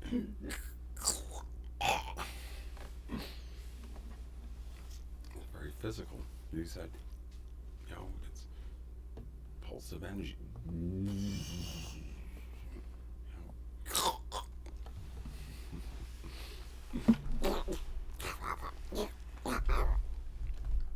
Okay. Piece of get the chocolate. Boy. I'm gonna get I need to get another sleep tonight. Did I sleep last night? No. I did not.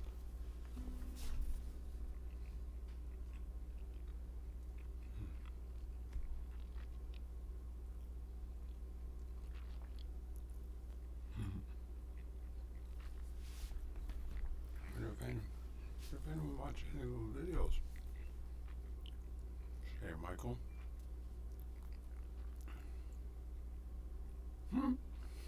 Look at this. How this happened.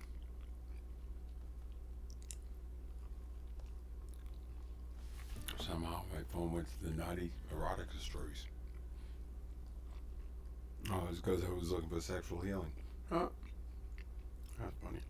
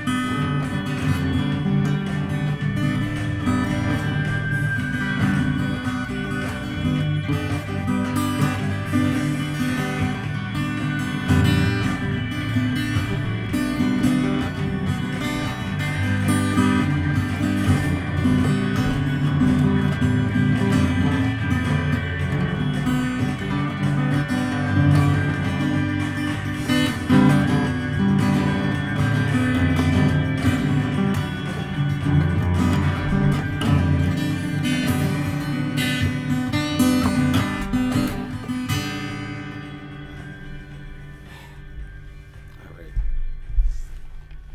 Good night. It's been long.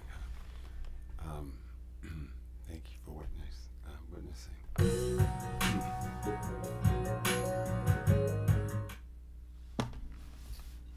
Yeah.